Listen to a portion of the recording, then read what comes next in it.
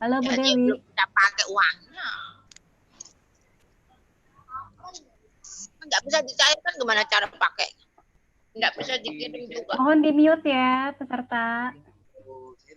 Bapak pilih kalau betul-betul diambil baru.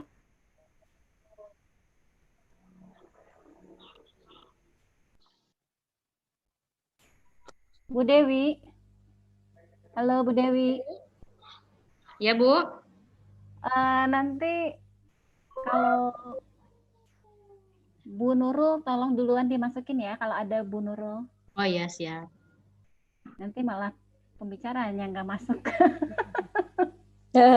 Langsung di handle Bu Tita lagi. Siapa gue? Bu, wajahnya kenapa Bu itu Bu? Serem ya? Iya. Nah. Agak rancu ya sama antara Bu Tita dan kopinya. Harus ini kali ya. Tolong lampu itu dinyalain.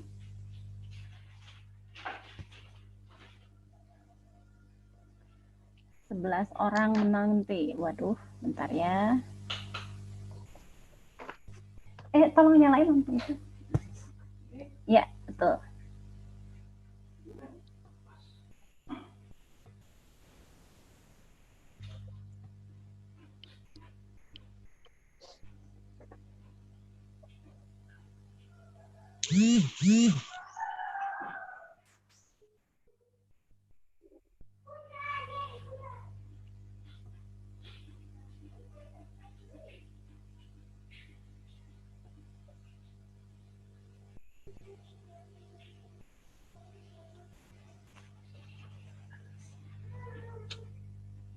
Mana Bu Nurul ya?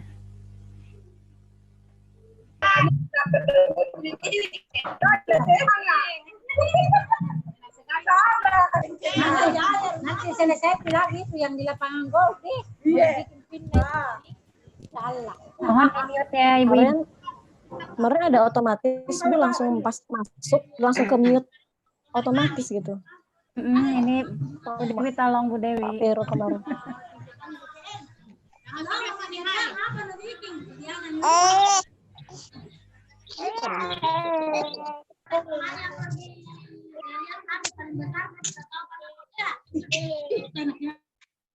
Oke.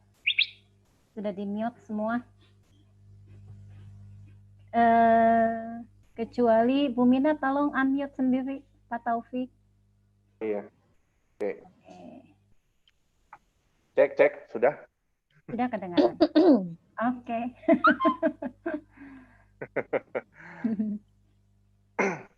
Udah berapa nih ya? Sudah 43 ya. Dewi, maaf link YouTube di-share ya, Wi. Yang admit biar saya aja deh.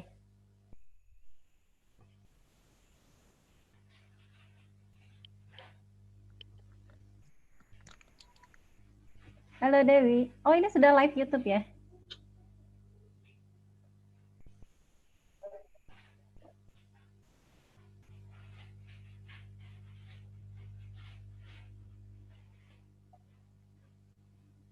Dewi. Assalamualaikum Dewi. Halo Dewi.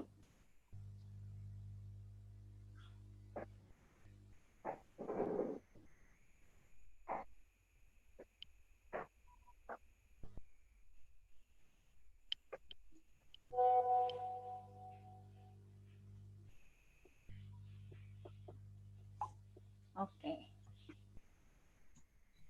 Nungguin. Masih nunggu ya? Nungguin dulu. Ntar saya telepon dulu Bu Nurul deh.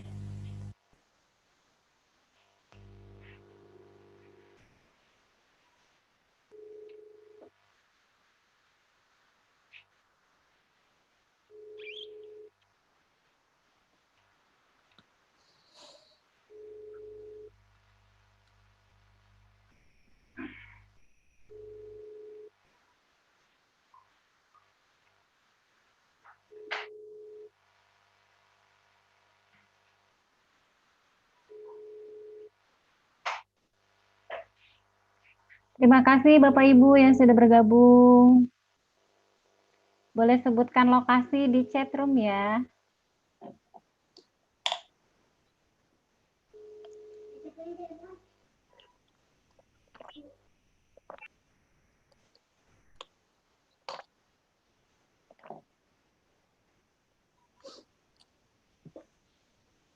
Kita masih ada waktu 8 menit menuju jam 1.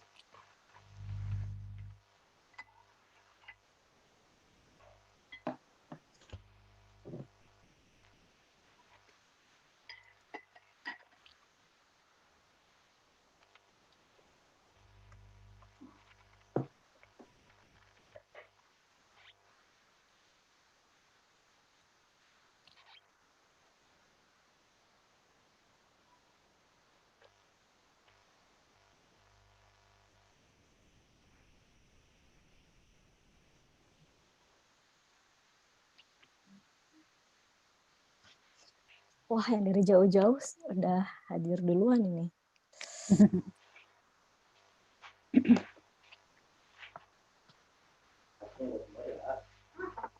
Jauh-jauh.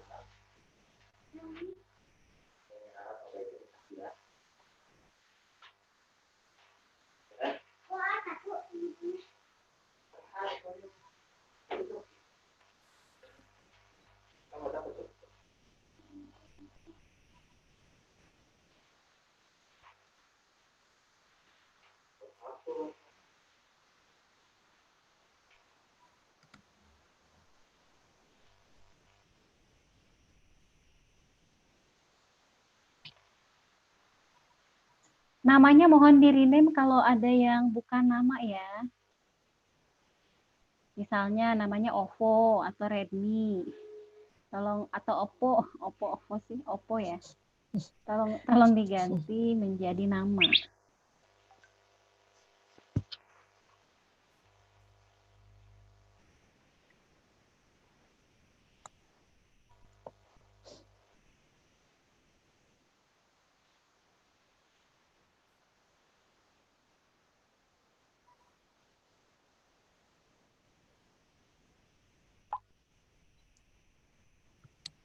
Link YouTube sudah dikirim di grup ya.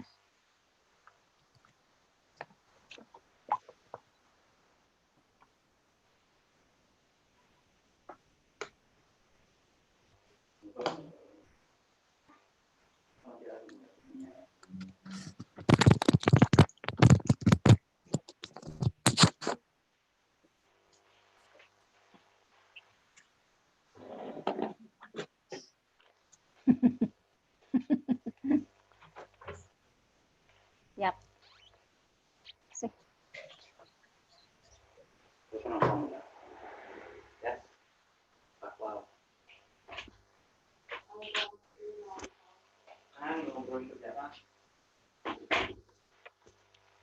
Kak, lampu ini tolong nyalain.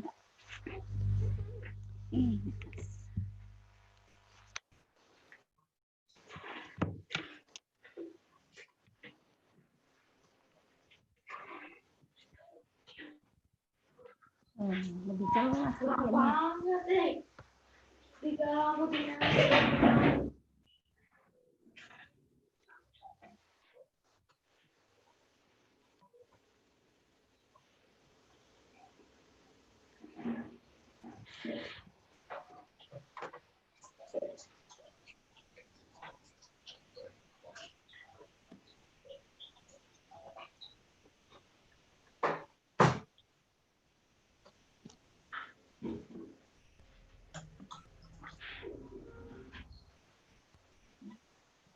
Ya, Waalaikumsalam Ibu. Halo Dewi. Ya.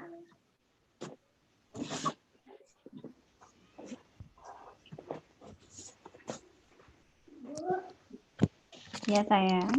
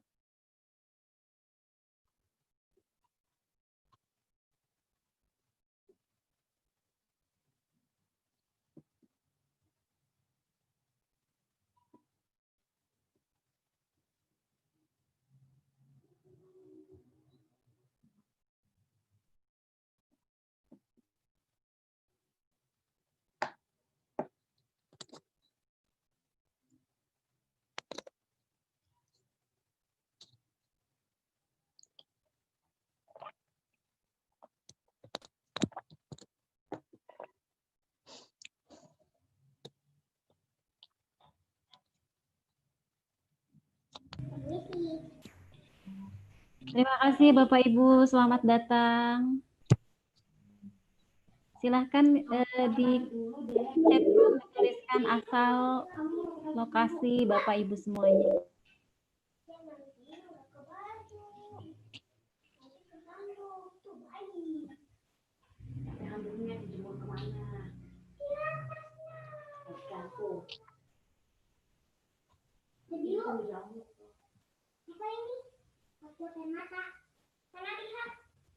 Masuk gigi dulu aja. Tunggu dulu. Udahan dulu. Assalamualaikum Bu Tita. Waalaikumsalam, ada Ibu Jeda. Sukses ya. Amin, insya Allah. Makasih ya udah gabung.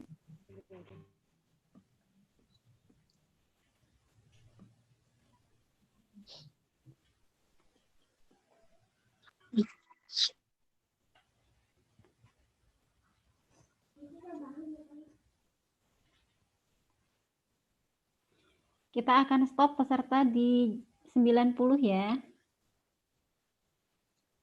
Karena narasumber utama malah belum masuk. Sisanya nanti teman-teman silahkan gabung di YouTube.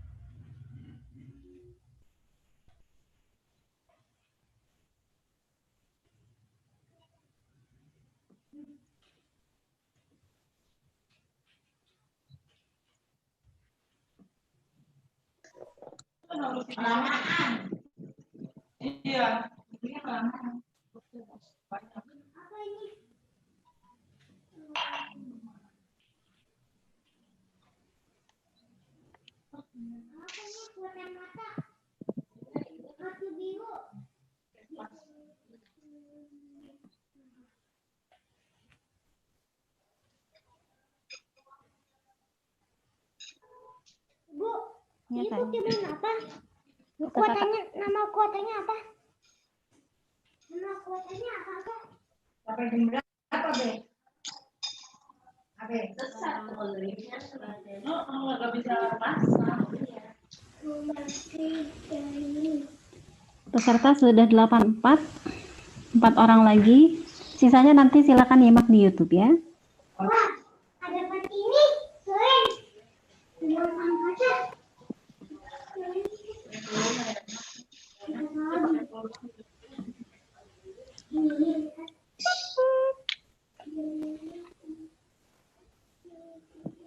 Halo Bu Nurul. Bu Nurul yang mana ya? Iya Bu Tita. Oke sip. Oh dah sip. Yang mana ya? Tar saya belum kelihatan. Ada nama lengkap. Video dong. Oke, baik sebentar. Oke, kalau Bu Nurul sudah masuk saya optimal. Oke sip. Kelihatan. Makasih Bu Nurul. Sama-sama. Sudah jam 1 lebih 2 menit, kita mulai saja ya. Bismillahirrahmanirrahim. Assalamualaikum warahmatullahi wabarakatuh. Waalaikumsalam warahmatullahi wabarakatuh. Terima kasih Bapak Ibu yang sudah bergabung. Alhamdulillahirrahmanirrahim. Siang ini kita bisa bertemu kembali dalam webinar secangkir kopi. Kenapa sih secangkir kopi? Mungkin ini ya, ada juga yang bertanya-tanya kenapa ya namanya secangkir kopi, bukan secangkir teh gitu, atau seikat bunga. lebih ke mengesankan bahwa webinar kali ini bukan sesuatu yang tegang, yang serius banget gitu. Mungkin serius, tapi kita bicarakan sambil santai. Seperti kita ngopi di kedai kopi atau di kafe atau mungkin di dapur, kan santai, ringan gitu. Jadi kita ingin bahwa kegiatan kita kali ini ringan, santai, serius, mudah-mudahan ada manfaatnya. Itu mungkin yang pertama. Teman-teman yang agama Islam, mari kita mulai dengan bacaan basmalah bersama-sama. Semoga bisa bermanfaat. Bismillah. Bismillahirrahmanirrahim.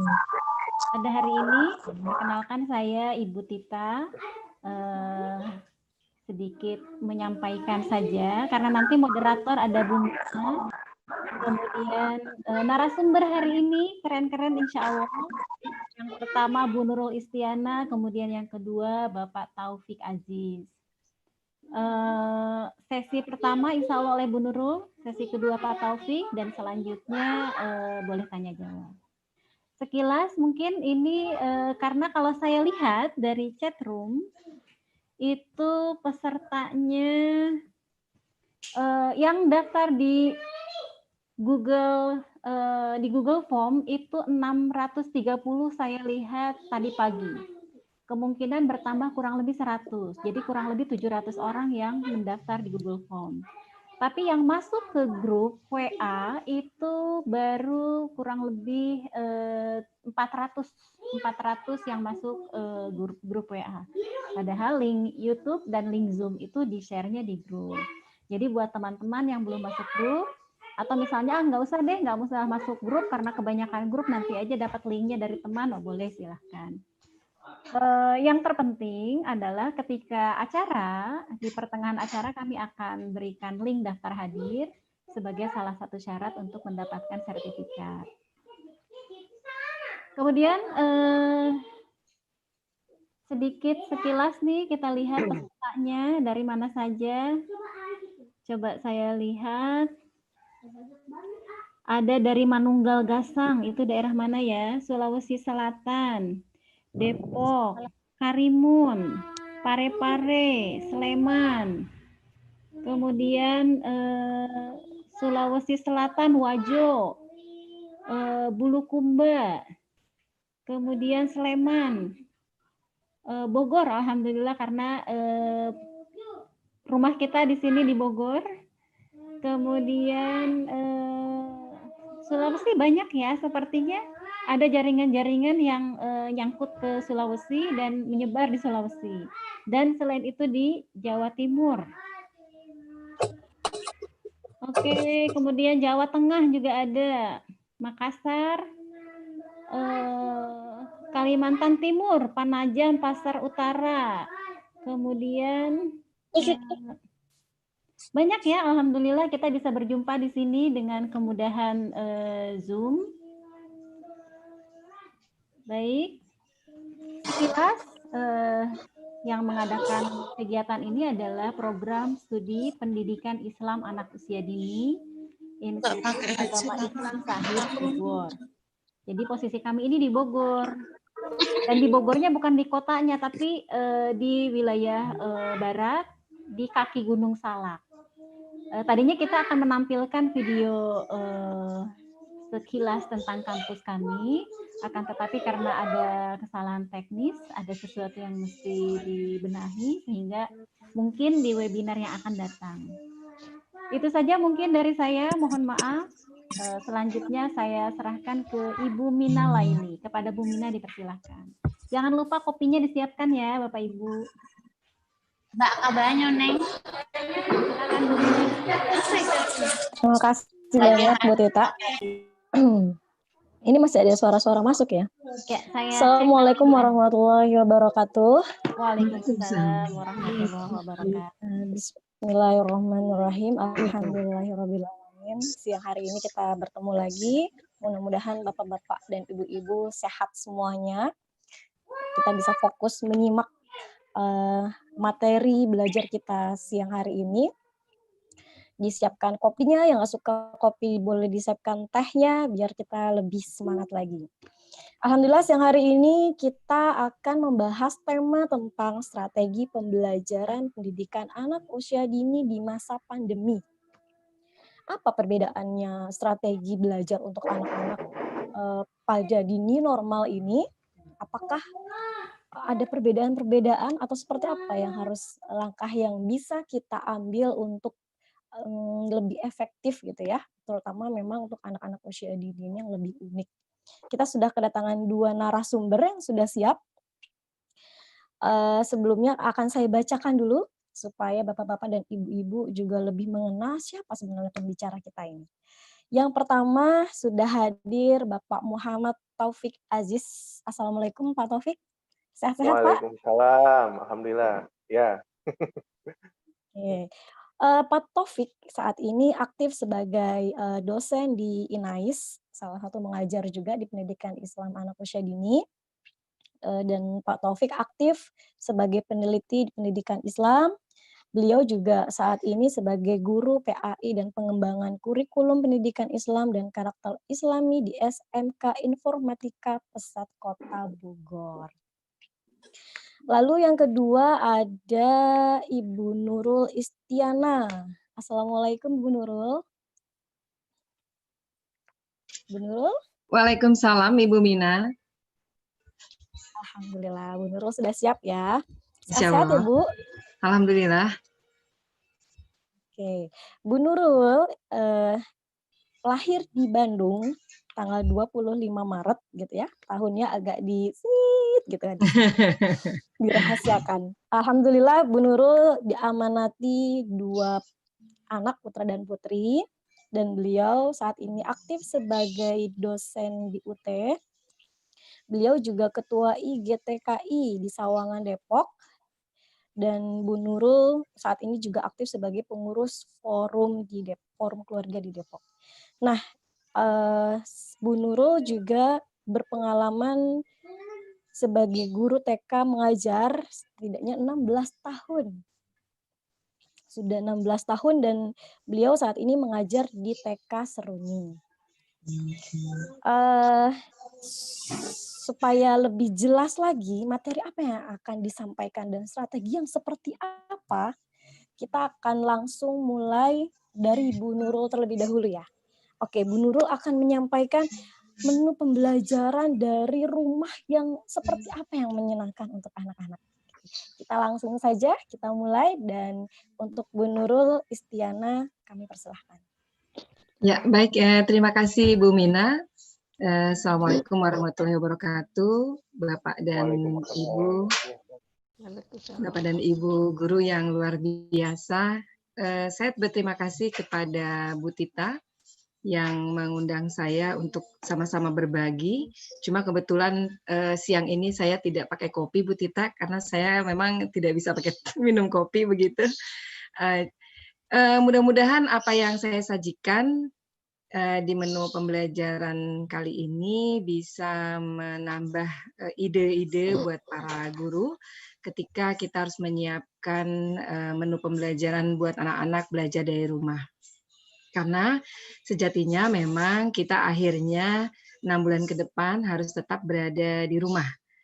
Terutama untuk zona-zona yang area sekolahnya masih berwarna kuning, orange, dan merah. Nah, kebetulan di tempat saya di Depok pun sama. Jadi Jawa Barat juga masih belum aman untuk anak-anak sekolah, sehingga kami harus membuat kegiatan belajar dari rumah, tetap kita berkomunikasi jarak jauh dengan anak-anak. Jadi kita tidak bisa dan kita tidak diberikan izin untuk membuka kegiatan tatap muka, meskipun anak-anak dan para guru sebetulnya akan lebih sangat menyenangi kalau berada di sekolah bersama teman-temannya. Baik, Bu Mina, kira-kira dari sana, dari Bu Mina kah atau dari saya bisa share-nya langsung? Sepertinya dari saya bisa share ya. Bolehkah? Coba dari Bolehkah saya share dari saya, Bu? Bu Nurul co-host ya, tertulis co-host bukan? Saya di sini pokoknya ketika saya pegang share sepertinya bisa deh. Bisa, sebentar. Bentar ya. Cobain sama Bu Nurul. Materinya keluar tidak? Ya, keluar sip, boleh. Nah, Silakan Bu oke. Nurul, biar efektif. Baik ya.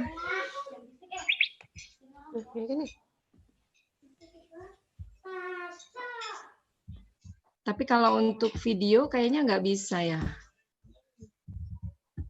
Kalau untuk video sepertinya tidak bisa. Saya coba dulu saja ya.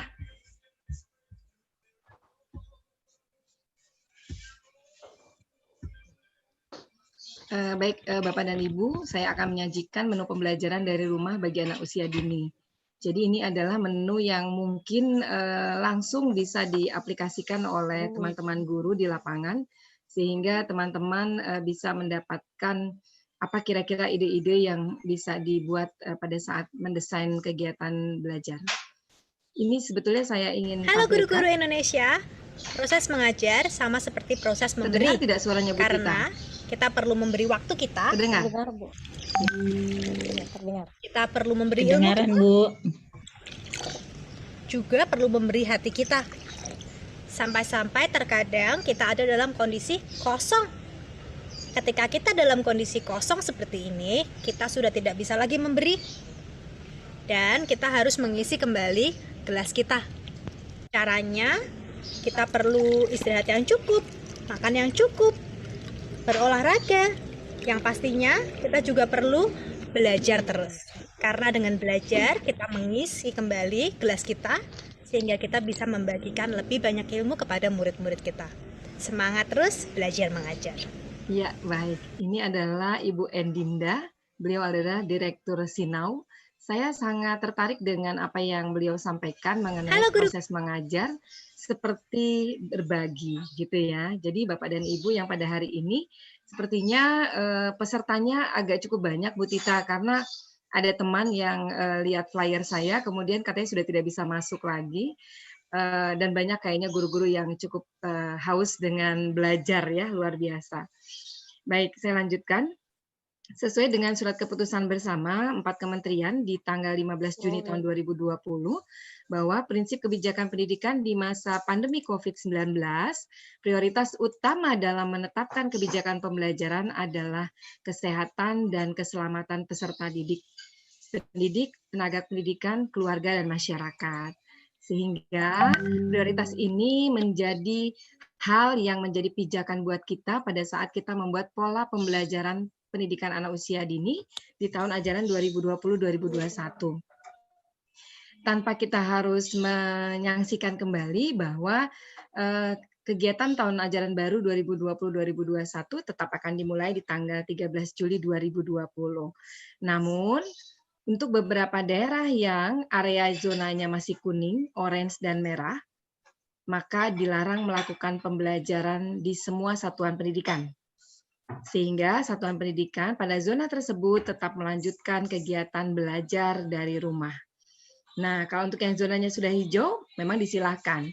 Jadi, yang akan memastikan bahwa apakah kapan kita boleh mulai belajar tatap muka adalah satuan tugas daerah setempat atau pemerintah daerah setempat.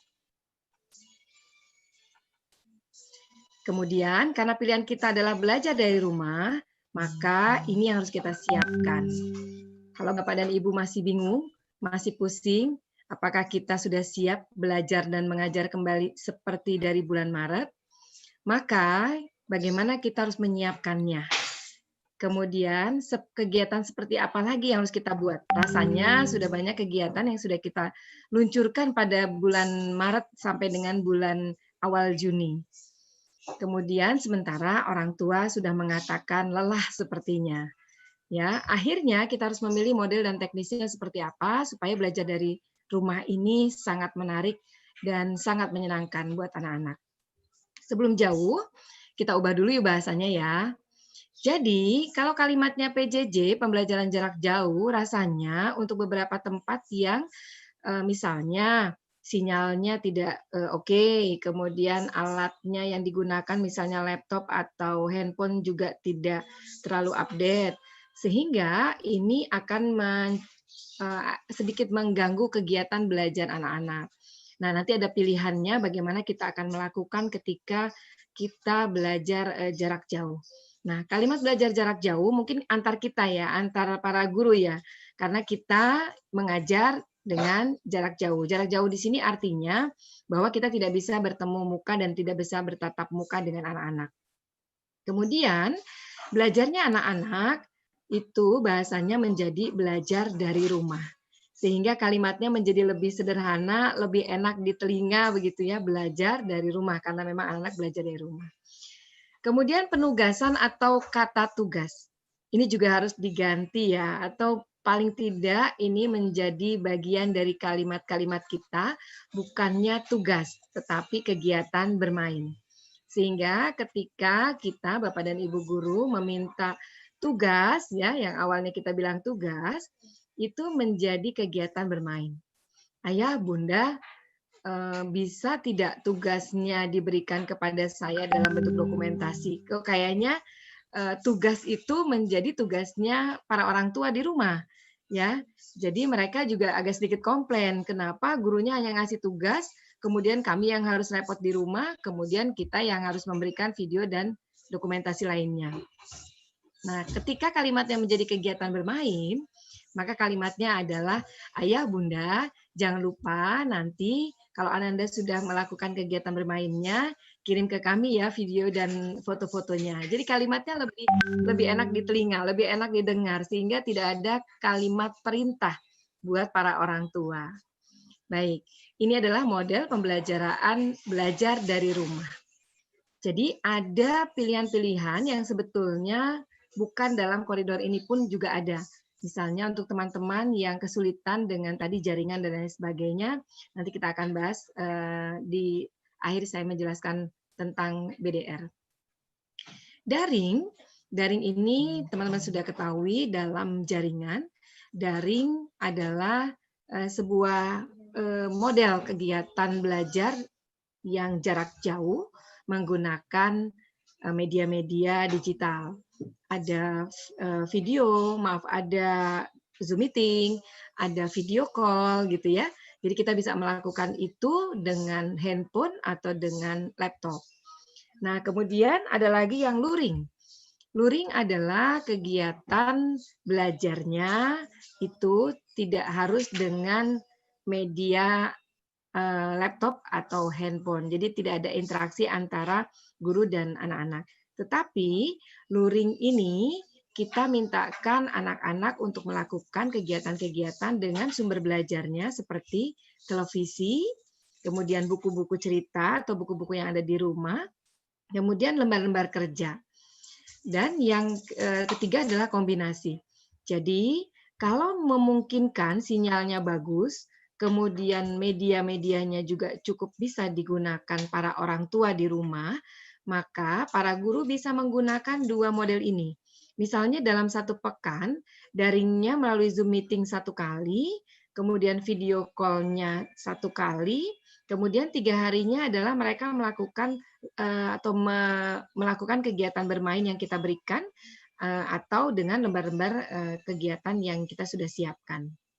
Nah, jika pernyataannya adalah, Bu, saya di daerah sinyalnya tidak bagus, kemudian di daerah saya tidak bisa melakukan kegiatan menggunakan handphone atau laptop.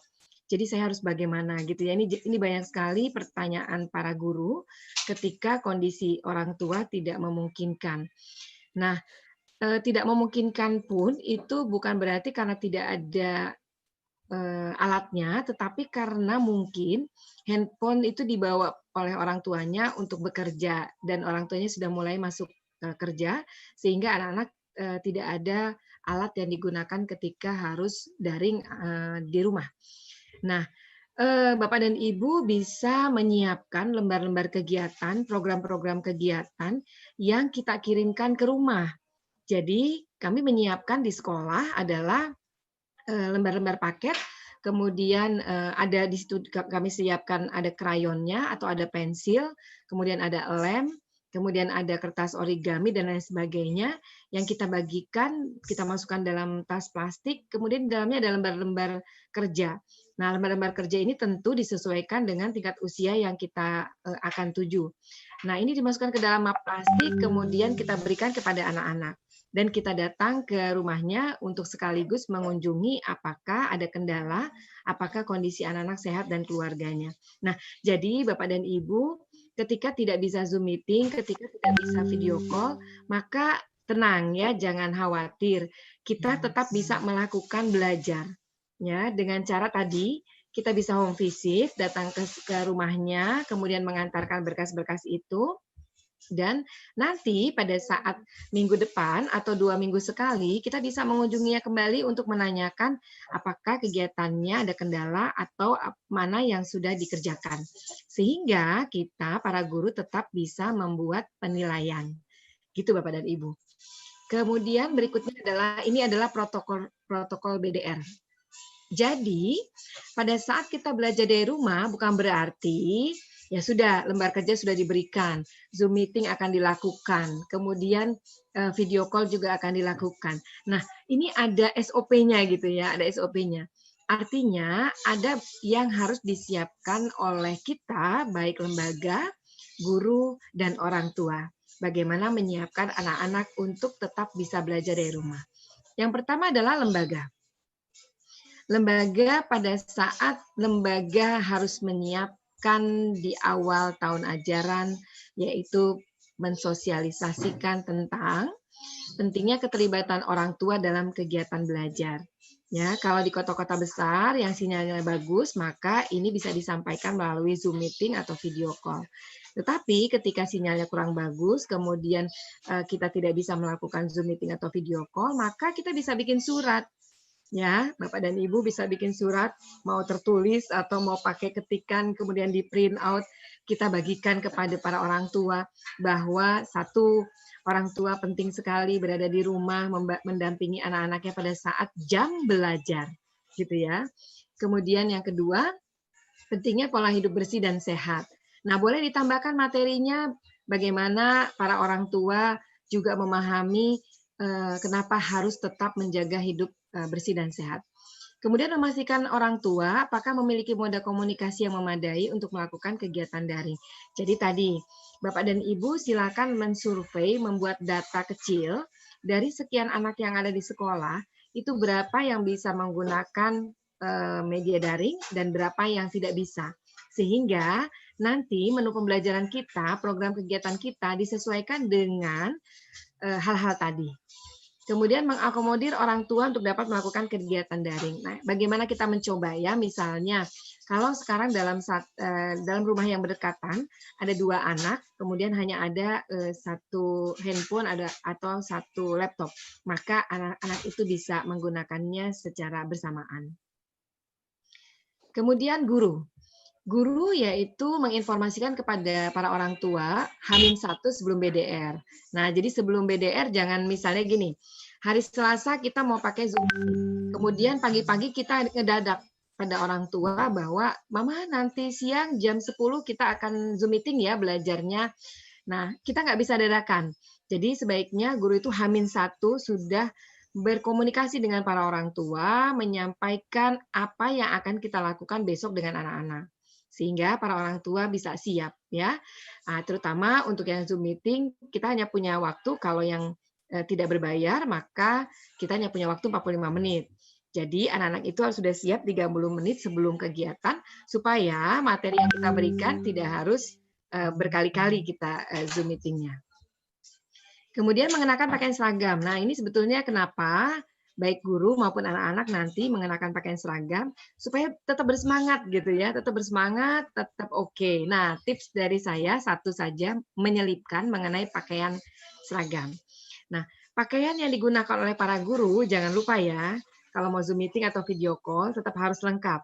Jadi kalau atasnya pakai kerudung rapi untuk yang guru wanita, kemudian pakaiannya juga rapi, di bawahnya harus rapi ya, jangan sampai, atau Pak Guru nih ya, jangan sampai sudah atasnya rapi, bawahnya pakai celana pendek ya.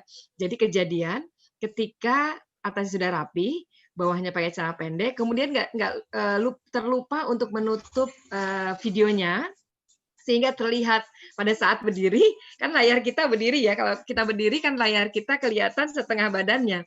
Jadi kemudian jalan agak jauh, maka kelihatan bahwa dia pakai celana pendek. Nah, ada ibu-ibu juga sama seperti itu, ibu guru, lupa ketika bawahnya mungkin pakai daster ya, pakai daster ketutup atasnya, tapi dasternya pendek, jadi kelihatan. Nah, Bapak dan Ibu guru harus jaga ini untuk tetap dalam koridor kita mengenakan pakaian seragam yang rapi gitu. Nah, kemudian mengingatkan para orang tua dan siswa untuk selalu menjalankan pola hidup sehat. Jadi jangan lupa makan, istirahat, cuci tangan, ya seperti itu kepada anak-anak. Kemudian untuk siswa dan orang tua. Untuk siswa dan orang tua ini kita juga harus menyampaikan kepada para orang tua bahwa pada saat kegiatan daring, maka selayaknya anak-anak juga mengenakan pakaian seragam. Kenapa? Supaya anak-anak tetap merasa bahwa saya lagi bersekolah, tetap merasa bahwa saya lagi belajar dengan teman-teman, dan tetap semangat gitu ya. Kemudian orang tua mengkondisikan anak agar siap mengikuti kegiatan BDR. Nah, ini juga menjadi kendala sebetulnya ketika para orang tua, satu tidak bisa mendampingi, yang kedua para orang tua sudah mulai bekerja. Ya, ini juga agak kesulitan. Tadi ketika saya bilang satu tidak bisa mendampingi, padahal ayah bundanya ada di rumah gitu ya. Nah, ini yang menjadi concern para guru, bagaimana caranya memotivasi orang tua untuk mau mendampingi pada saat belajar. Kemudian menjaga kebersihan diri dan lingkungan, menjaga pola makan yang bergizi dan berolahraga serta istirahat yang cukup. Nah, kita siapin ya persiapan pembelajaran jarak jauh BDR-nya. Untuk guru-guru, satu harus siap bagaimana membuat mekanisme untuk berkomunikasi dengan orang tua dan peserta didik. Kemudian para guru membuat RPP yang sesuai minat dan kondisi anak. Nah, Bu Tita sudah bagikan kemarin ya RPP-nya. Kemudian menghubungi orang tua untuk mendiskusikan rencana pembelajaran. Jadi kita sampaikan apa yang kita mau pelajari dalam minggu ini. Nah, Bapak dan Ibu tidak harus khawatir, saya harus mulai dari mana gitu ya. Karena kita punya tema yang cukup luar biasa. Tema itu bisa menjadi koridor buat kita untuk tidak kemana-mana.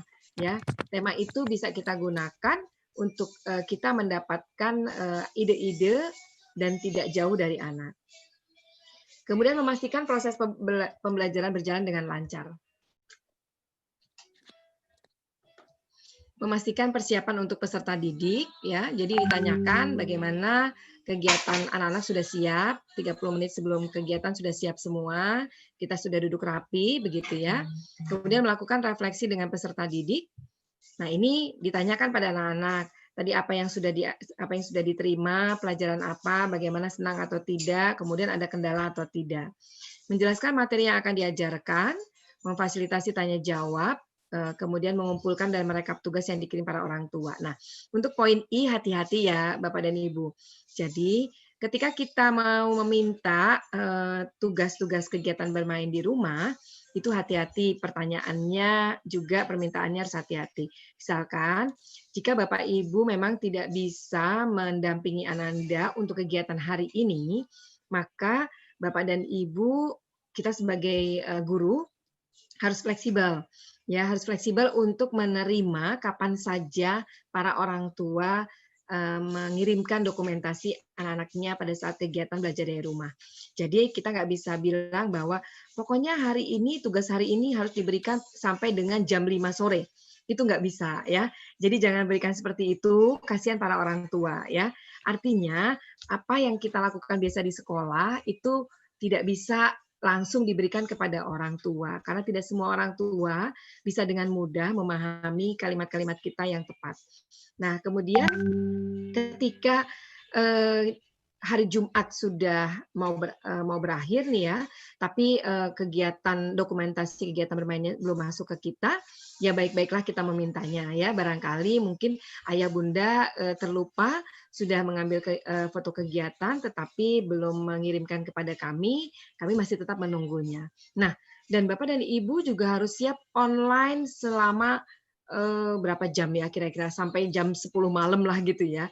Karena untuk para orang tua yang bekerja, kemudian pulang dari kantornya misalnya jam 8, kemudian dia sudah mengatakan sore hari nanti kalau pulang dari kantor, saya akan mendampingi anak saya. kemudian baru kirim foto dan videonya malam ya Bun misalnya. Maka kita harus siap gitu ya. Jadi jam berapapun mereka kirim video kita siap ya. Tentu nggak mungkin sampai jam 12 malam ya. Artinya kalau misalnya sudah masuk ke tempat kita sudah tertidur, besok baru kita follow up. Terima kasih Ayah Bunda sudah mengirimkan foto kegiatannya gitu ya. Nah, jadi dalam kondisi pandemi ini penugasan kegiatan bermain itu kita harus fleksibel ya. Jadi jangan membuat beban kepada para orang tua yang akhirnya nanti angkat tangan gitu ya, give up, udah saya kayaknya berhenti di sini, nggak mau lagi mendampingi anak-anak gitu ya, karena kitanya agak cerewet gitu ya. Oke, muatan penugasan adalah pendidikan kecakapan hidup, karakter, ya ditambahkan dengan sosial budaya dan lain sebagainya. Pastikan kegiatannya menyenangkan. Nah, kalau tadi guru, sekarang orang tua. Ini penting disampaikan kepada para orang tua gitu ya. Jadi, versi guru kita apa, versi para orang tua seperti apa.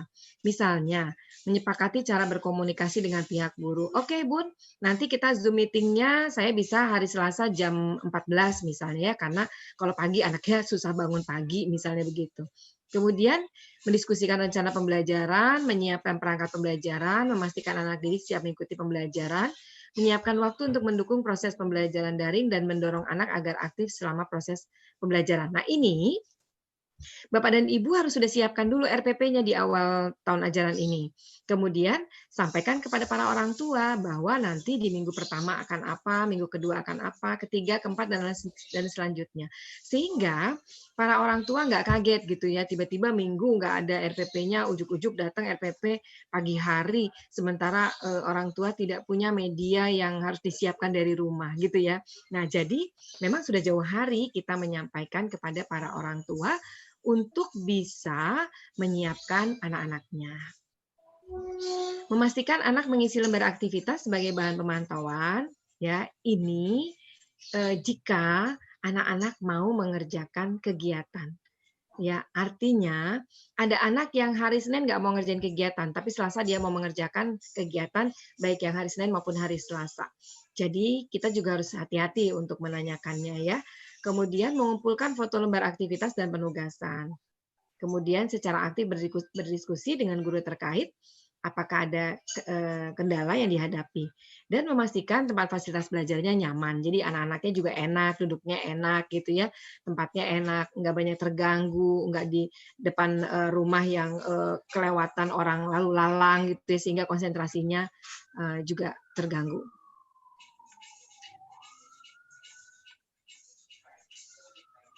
Oke, karena belajar dari rumah, maka semua sumber media belajar kita dapatkan dari rumah. Ini adalah semua tempat di mana kita bisa mendapatkan ide. Ruang keluarga, kamar mandi, kamar tidur, ruang makan, dapur, dan halaman rumah. Jadi, Bapak dan Ibu, gunakan ini sebagai media belajar anak-anak di rumah. Ya, jadi jangan suruh para orang tua harus lari ke pasar atau harus lari ke toko buku untuk mencari media sumber belajar yang kita buat. Ya, jadi kita harus membuatnya. Pikir dulu, kira-kira ada nggak ya di rumah ini? Kira-kira ada nggak ya di rumah ini gitu ya? Jadi jangan kita mencari atau membuat RPP yang bahan-bahannya harus mencari keluar ya, sementara kita memang harus tetap ada di rumah. Nah, ini dia. Ini adalah sumber belajar, media, dan alat bahan. Wah, ini semuanya ada di rumah. Ya, meskipun mungkin kita tidak punya sendok yang warna-warni ya, tapi kita punya sendok garpu yang biasa. Itu bisa jadi bahan. Kemudian kita tidak harus memindahkan toko alat rumah tangga dari sana pindah ke rumah kita, enggak. Tapi paling tidak ini semua juga ada beberapa di rumah kita ya. Kemudian bawang merah, bawang putih. Oh, yakin kalau bawang merah dan bawang putih pasti ada. Meskipun kita juga jarang menemukan misalnya kayu manis, kemudian kapulaga, ya, bunga lawang dan lain sebagainya. Tapi bawang merah dan bawang putih itu menjadi sahabatnya para ibu-ibu di dapur, jadi pasti ada. Kemudian ada tutup, ada tatakannya, kemudian ada buku-buku cerita, nggak harus buku ceritanya kayak begini ya. Kemudian ada panci, Kalau misalnya Bu pancinya nggak ada tutupnya ya nggak apa-apa, pokoknya ada panci lah di rumah ya yang bisa jadi alat belajar. Kemudian kerdus atau keranjang, ini sangat menyenangkan ini ya buat anak-anak yang bisa bermain dengan luar biasa. Kemudian baju dan tanaman. Bu, saya nggak punya halaman rumah sehingga nggak ada tanaman di depan rumah. Oh, bukan masalah ya, kita akan menyelesaikannya di belakang. Kita mulai dari kamar tidur. Kalau dari bulan Maret sampai dengan awal Juni, saya yakin teman-teman sudah melakukan misalnya, ayo rapikan kamarnya, atau ayo lipat bajunya ya. Nah, saya tambahkan ya. Kita masuk ke kamar ya, coba dilihat ada apa di kamar. Menyusun bantal dari besar ke kecil. Jadi susun bantal gitu ya. Kalau misalnya, Bu saya nggak punya yang kecil, nggak apa-apa. Bantal yang ada disusun. Setelah itu coba kita ukur. Kalau pakai jengkal tangan, berapa jengkal ya? Kalau pakai penggaris, berapa penggaris ya? Gitu ya, berapa kali penggarisnya ya? Gitu. Kemudian nanti minta anaknya untuk menuliskan. Tadi pakai jengkal, itu ada berapa? Misalnya ada 3 jengkal. Ditulis 3 gitu ya. Nah, boleh jadi telapak tangannya kalau di situ artinya menggunakan jengkal. Kalau pakai penggaris, tinggal penggarisnya dikasih gambar panjang, terusnya berapa kali penggaris? 2 kali misalnya gitu ya. Nah, kemudian memasukkan bantal ke sarung bantal. Bisa juga dibuat lomba memasukkan bantal ke sarung bantal. Ada berapa bantal yang ada, berapa panjang bantal jika diukur dengan penggaris, kemudian apa saja yang ada di kamar tidur ya. Ini pertanyaan-pertanyaan kritis ini yang harus dibangun oleh para orang tua agar anak-anak tetap terus berkembang pengetahuannya. Kemudian melipat selimut, mengukur selimut dengan penggaris. Nah, selama ini kan melipat selimutnya pokoknya asal lipat selimut ya. Sekarang enggak, kita mulai nih ujung dengan ujungnya dirapikan dulu supaya ketemu jadi rapi. Kemudian bagaimana kalau dilipat, bentuknya jadi apa gitu ya, atau bentuk geometrinya jadi apa. Nah, kemudian membuat rumah dengan selimut. Wah, ini pasti senang sekali anak-anak ya.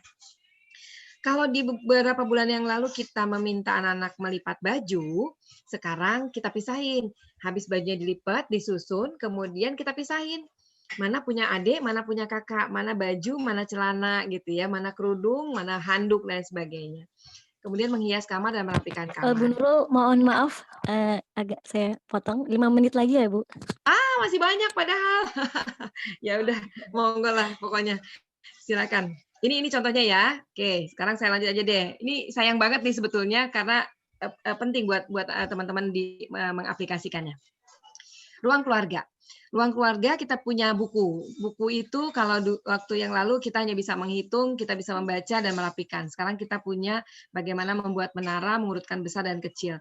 Kemudian bagaimana bermain musik, bagaimana bermain bukunya diurut ke depan, kemudian dilompati, kemudian berjalan berzigzag atau merangkak berzigzag atau merayap berzigzag gitu ya. Mencari harta karun, ditempel tulisannya, anaknya menulis, kemudian taruh tempel di mana, ibunya suruh cari, atau kebalikannya, ibu dan bapaknya menulis, anaknya suruh mencari. Ya, dapur. Di dapur ini saya jadi nggak detail nih akhirnya ya, sayang sekali karena nanti nyambungnya sama bermain pola lain sebagainya cukup banyak. Oke, baik. Untuk dapur, ini misalnya Bapak dan Ibu sudah bisa mengenalkan bumbu dapur, tetapi kita juga bisa mengenalkan aneka tepung, menyusun gelas dari kecil yang ke besar, kemudian mengekspresikan di roti, kemudian memasangkan sendok garpu, jadi sendok garpu gitu ya, kemudian memasangkan panci dengan tutupnya, kita bisa bermain pola dengan sendok dan garpu, kemudian kita bisa mengelompokkan bumbu dapur sesuai warna, sesuai besar, sesuai ukuran, sesuai bentuk, dan lain sebagainya. Kemudian kamar mandi. Ini anak-anak sangat senang sekali ketika bermain di kamar mandi ya. Jadi bisa anak-anak mengenal sabun, orang tua bisa mengenalkan berbagai macam sabun yang ada di rumah ya, termasuk sabun cair, sabun batangan. Kemudian ruang makan. Ruang makan juga menjadi tempat sumber belajar. Jadi bisa bermain pola sendok garpu, bisa menyusun gelas dengan pasangannya, kemudian bisa bermain pola pisang jambu ya, atau bermain pola lainnya. Kemudian berikutnya halaman rumah. Nah, ini bermain pola, bukan hanya bermain bola, tetapi kita bisa dalam satu pekan, medianya bola, tapi bisa banyak sekali kegiatan. Main bola, mengelompokkan bola sesuai warna, bisa melempar, bisa menangkap, dan lain sebagainya. Kemudian bukan hanya menyiram tanaman seperti beberapa waktu lalu, tetapi kita minta anak-anak untuk mengukur tinggi tanaman. Untuk anak-anak yang kelompok besar, itu bisa mengenal berbagai macam daun. warnanya, kelompokan, atau di balik daun itu ada tulang-tulangnya. Kemudian dia suruh menghitung. Kemudian dia bisa menuliskan berapa tulang yang ada di belakang daun. Kemudian yang terakhir adalah bagaimana mereka bisa membuat kegiatan yang sangat menyenangkan, yaitu camping. Ibu, saya nggak punya kemahnya. Tadi kan sudah pakai selimut, bisa pakai sarung, bisa pakai bantal gitu ya. Oke. Ini yang bisa saya sampaikan karena waktunya sangat pendek, meskipun di dalamnya rinciannya cukup banyak sekali. Mudah-mudahan ini bermanfaat. Terima kasih. Assalamualaikum warahmatullahi wabarakatuh. Waalaikumsalam warahmatullahi wabarakatuh. Luar biasa sekali ilmunya. Oke. Dari sekian banyak, sebenarnya kita sangat kurang ya waktunya, pengennya bisa kalau bisa sampai sore gitu, sampai dibahas tuntas gitu. Mudah-mudahan nanti kita ada sesi berikutnya untuk membahas lebih banyak lagi seperti itu. Tapi sedikit yang ingin saya ambil garis bawahi dari materi Bu Nurul hari ini adalah strategi yang benar-benar yang harus kita jaga adalah bagaimana penggunaan bahasa dan bagaimana kita menyampaikan kepada orang tua. Mau sudah banyak nih misalnya ibu-ibu guru, bapak-bapak guru sudah kreativitasnya sudah banyak, tapi ternyata penyampaiannya miskom sama orang tua. Jadi sebagus apapun materi kita bisa jadinya tidak akurat atau tidak baik ketika diterima oleh orang tua. Jadi begitu kita membuat satu pembelajaran di rumah, berarti kita nggak hanya mendampingi anaknya saja, tapi mendampingi orang tuanya juga, seperti itu. Dan ini pembahasannya terkait dengan yang pekan lalu ya, tentang kurikulum merdeka. Nah, yang disampaikan Bu Nurul tadi adalah bagaimana fleksibel kita dan lebih berhati-hati. Seperti itu. Nah, buat para peserta yang penasaran, boleh silahkan diketik pertanyaannya di chat. Nanti akan saya bacakan. Terus banyak yang minta, Bu mau dong materinya gitu. Tenang saja, semua materi akan di-share. Juga nanti bisa dicek di grup WhatsApp-nya, di chat room-nya. Nanti ada tes pendaftaran, ada daftar hadir di sana, juga ada materi akan di-share. Oke, terima kasih banyak Bu Nurul. Yang mau nanya silahkan nanti setelah sesi ini akan kita lanjutkan untuk pertanyaan. Kita lanjut dulu kepada Bapak Muhammad Taufik Aziz. Nah, Pak Taufik ini nanti akan membahas strategi belajar di era digital yang seperti apa sih yang cocok untuk masa-masa seperti ini. Untuk Pak Taufik kami persilahkan. Ya, terima kasih Bu Mina atas waktu yang diberikan. Assalamualaikum warahmatullahi wabarakatuh, Bapak Ibu guru semuanya yang luar biasa. Hari ini di siang-siang yang mungkin enaknya kita santai dengan keluarga gitu ya. Tapi Masya Allah Bapak Ibu mengorbankan waktunya untuk memberikan pelayanan yang terbaik bagi peserta didiknya. Moga-moga Allah SWT, Tuhan Yang Maha Esa memberikan pahala yang luar biasa bagi Bapak Ibu guru semuanya yang hadir di webinar kali ini. Hari ini tadi luar biasa saya menyimak sebelumnya ya, yang disampaikan oleh Bu Nurul, yang memang benar-benar sangat teknis sekali ya, menjelaskan tentang bagaimana menjalankan strategi pembelajaran anak usia dini di masa sekarang. Nah, hari ini saya lebih kepada kita menyikapi kondisi kenapa kejadian ini muncul atau diujikan oleh Allah kepada kita semuanya. Nah, di sini kita masuk, mungkin di-share-kan ya, bisa. Oke.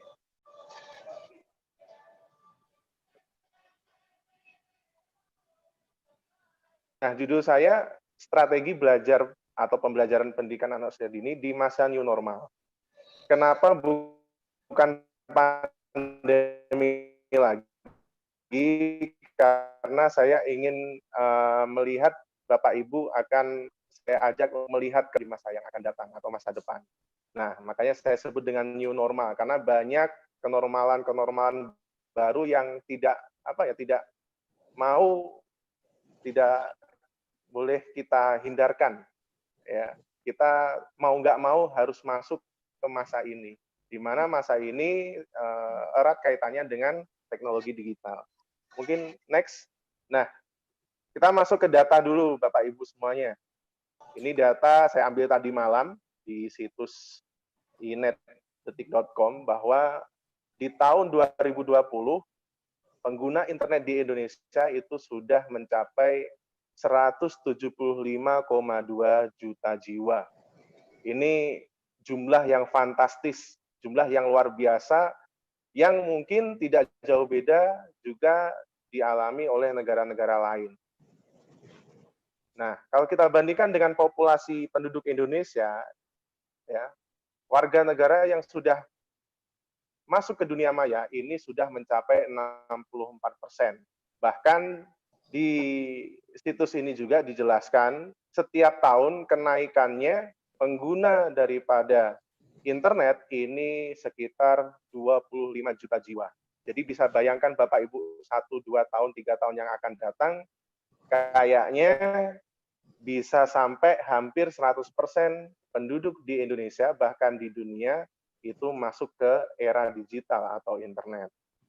Kemudian next, operator, karena langsung dari host ya.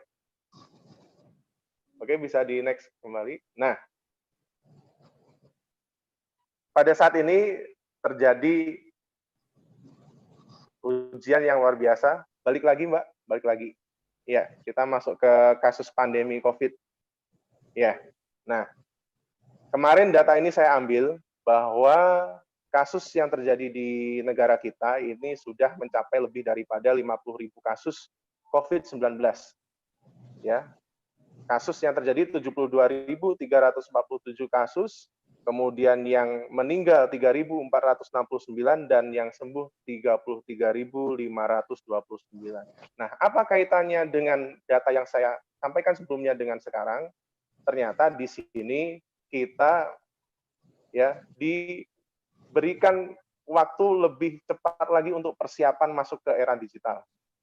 Karena kita tidak mungkin sebelum pandemi ini ada, kita belum terpikir nih tentang webinar, tentang pembelajaran jarak jauh, tentang lain sebagainya. Tapi karena ada penyebab yaitu pandemi COVID-19, maka hal ini mau tidak mau kita lakukan. Sehingga ini menjadi percepatan pendidikan atau guru-guru masuk ke era digital. Jadi kita mau tidak mau Bapak Ibu semuanya harus mengenal era digitalisasi. Sehingga di sini era digitalisasi tidak bisa dihindari, justru makin dipercepat dengan adanya pandemi COVID-19. Maka strategi pembelajaran era digital adalah sesuatu yang pasti tidak bisa kita hindari, yang nanti harus kita siapkan semuanya. Nah, apa yang harus kita siapkan semuanya? Ini adalah pengetahuan tentang digital. Jadi mau tidak mau, pengetahuan tentang digital ini harus kita pahami Bapak Ibu. Mau tidak mau, dari mulai guru PAUD, SD, SMP, SMK, hingga perguruan tinggi, pengetahuan tentang digital ini harus dipahami dengan baik. Nah, apa kira-kira strategi pembelajaran era digital itu? Kita masuk ke definisi, ya. Jadi biar kita paham tentang definisi strategi pembelajaran era digital, maka kita masuk ke arti dari setiap definisi istilah tersebut. Pertama, strategi pembelajaran. Nah, saya mengambil dari pendapat Kem dalam Trianto bahwa yang dimaksud dengan strategi pembelajaran itu adalah kegiatan pembelajaran yang dilakukan guru serta peserta didik untuk mencapai tujuan pembelajaran secara efektif dan efisien. Nah, jadi kalau kita analogikan ya Bapak Ibu, strategi ini guru itu seperti pelatih, ya, pelatih yang mengkomandoi seluruh pemain-pemainnya. Pemain-pemain ini adalah murid-murid kita. Nah, tujuannya apa? Tujuannya adalah kalau misalkan di pertandingan berarti kemenangan. Ya, kalau di pendidikan berarti tercapainya aspek-aspek perkembangan anak secara maksimal. Nah, dengan cara apa? Dengan cara strategi. Hal-hal yang mungkin bisa kita manfaatkan sebaik mungkin yang bisa kita miliki, mulai dari media dan lain sebagainya. Seperti yang sudah disampaikan oleh Ibu Nurul tadi, luar biasa, bahwa dengan kasus keterbatasan kita tidak bisa ketemu, tapi kita bisa memaksimalkan dengan baik ya untuk mencapai tujuan pembelajaran. Kemudian era digital. Era digital ini adalah istilah yang digunakan dalam kemunculan digital, jaringan internet, khususnya teknologi informasi komputer. Jadi era digital ini ya sudah dimulai sejak awal-awal tahun 2000-an aslinya. Dan boomingnya ini di sekarang. Jadi seperti data yang saya sampaikan tadi, bahwa kita mau tidak mau, suka tidak suka, masuk ke era digital. Sehingga ini menjadi penting, harus kita siapkan pengetahuan kita, keterampilan kita dalam era digital sebaik mungkin. Lanjut. Next mungkin. Nah, bagaimana bentuk strateginya? Nah, ini saya mengambil sebuah hadis ya, karena saya memang konsennya di pendidikan Islam ya Bapak Ibu, bahwa segala dasar dari agama kita, Quran dan hadis itu bisa dijadikan prinsip atau dasar dari pembelajaran. Saya mengambil dari sebuah hadis yang disampaikan oleh Imam Al-Bukhari, bahwa Rasulullah SAW bersabda yang artinya, mudahkanlah dan janganlah kamu mempersulit, gembirakanlah dan janganlah kamu membuat mereka lari. Nah, kalau kita ambil makna ini, berarti kita sebagai seorang guru harus fleksibel, Bapak Ibu. Harus melihat kondisi, situasi, sehingga kita memberikan pembelajaran-pembelajaran yang bermakna dan menyenangkan bagi anak. Ya, jadi orientasinya bukan keinginan kita, tetapi bagaimana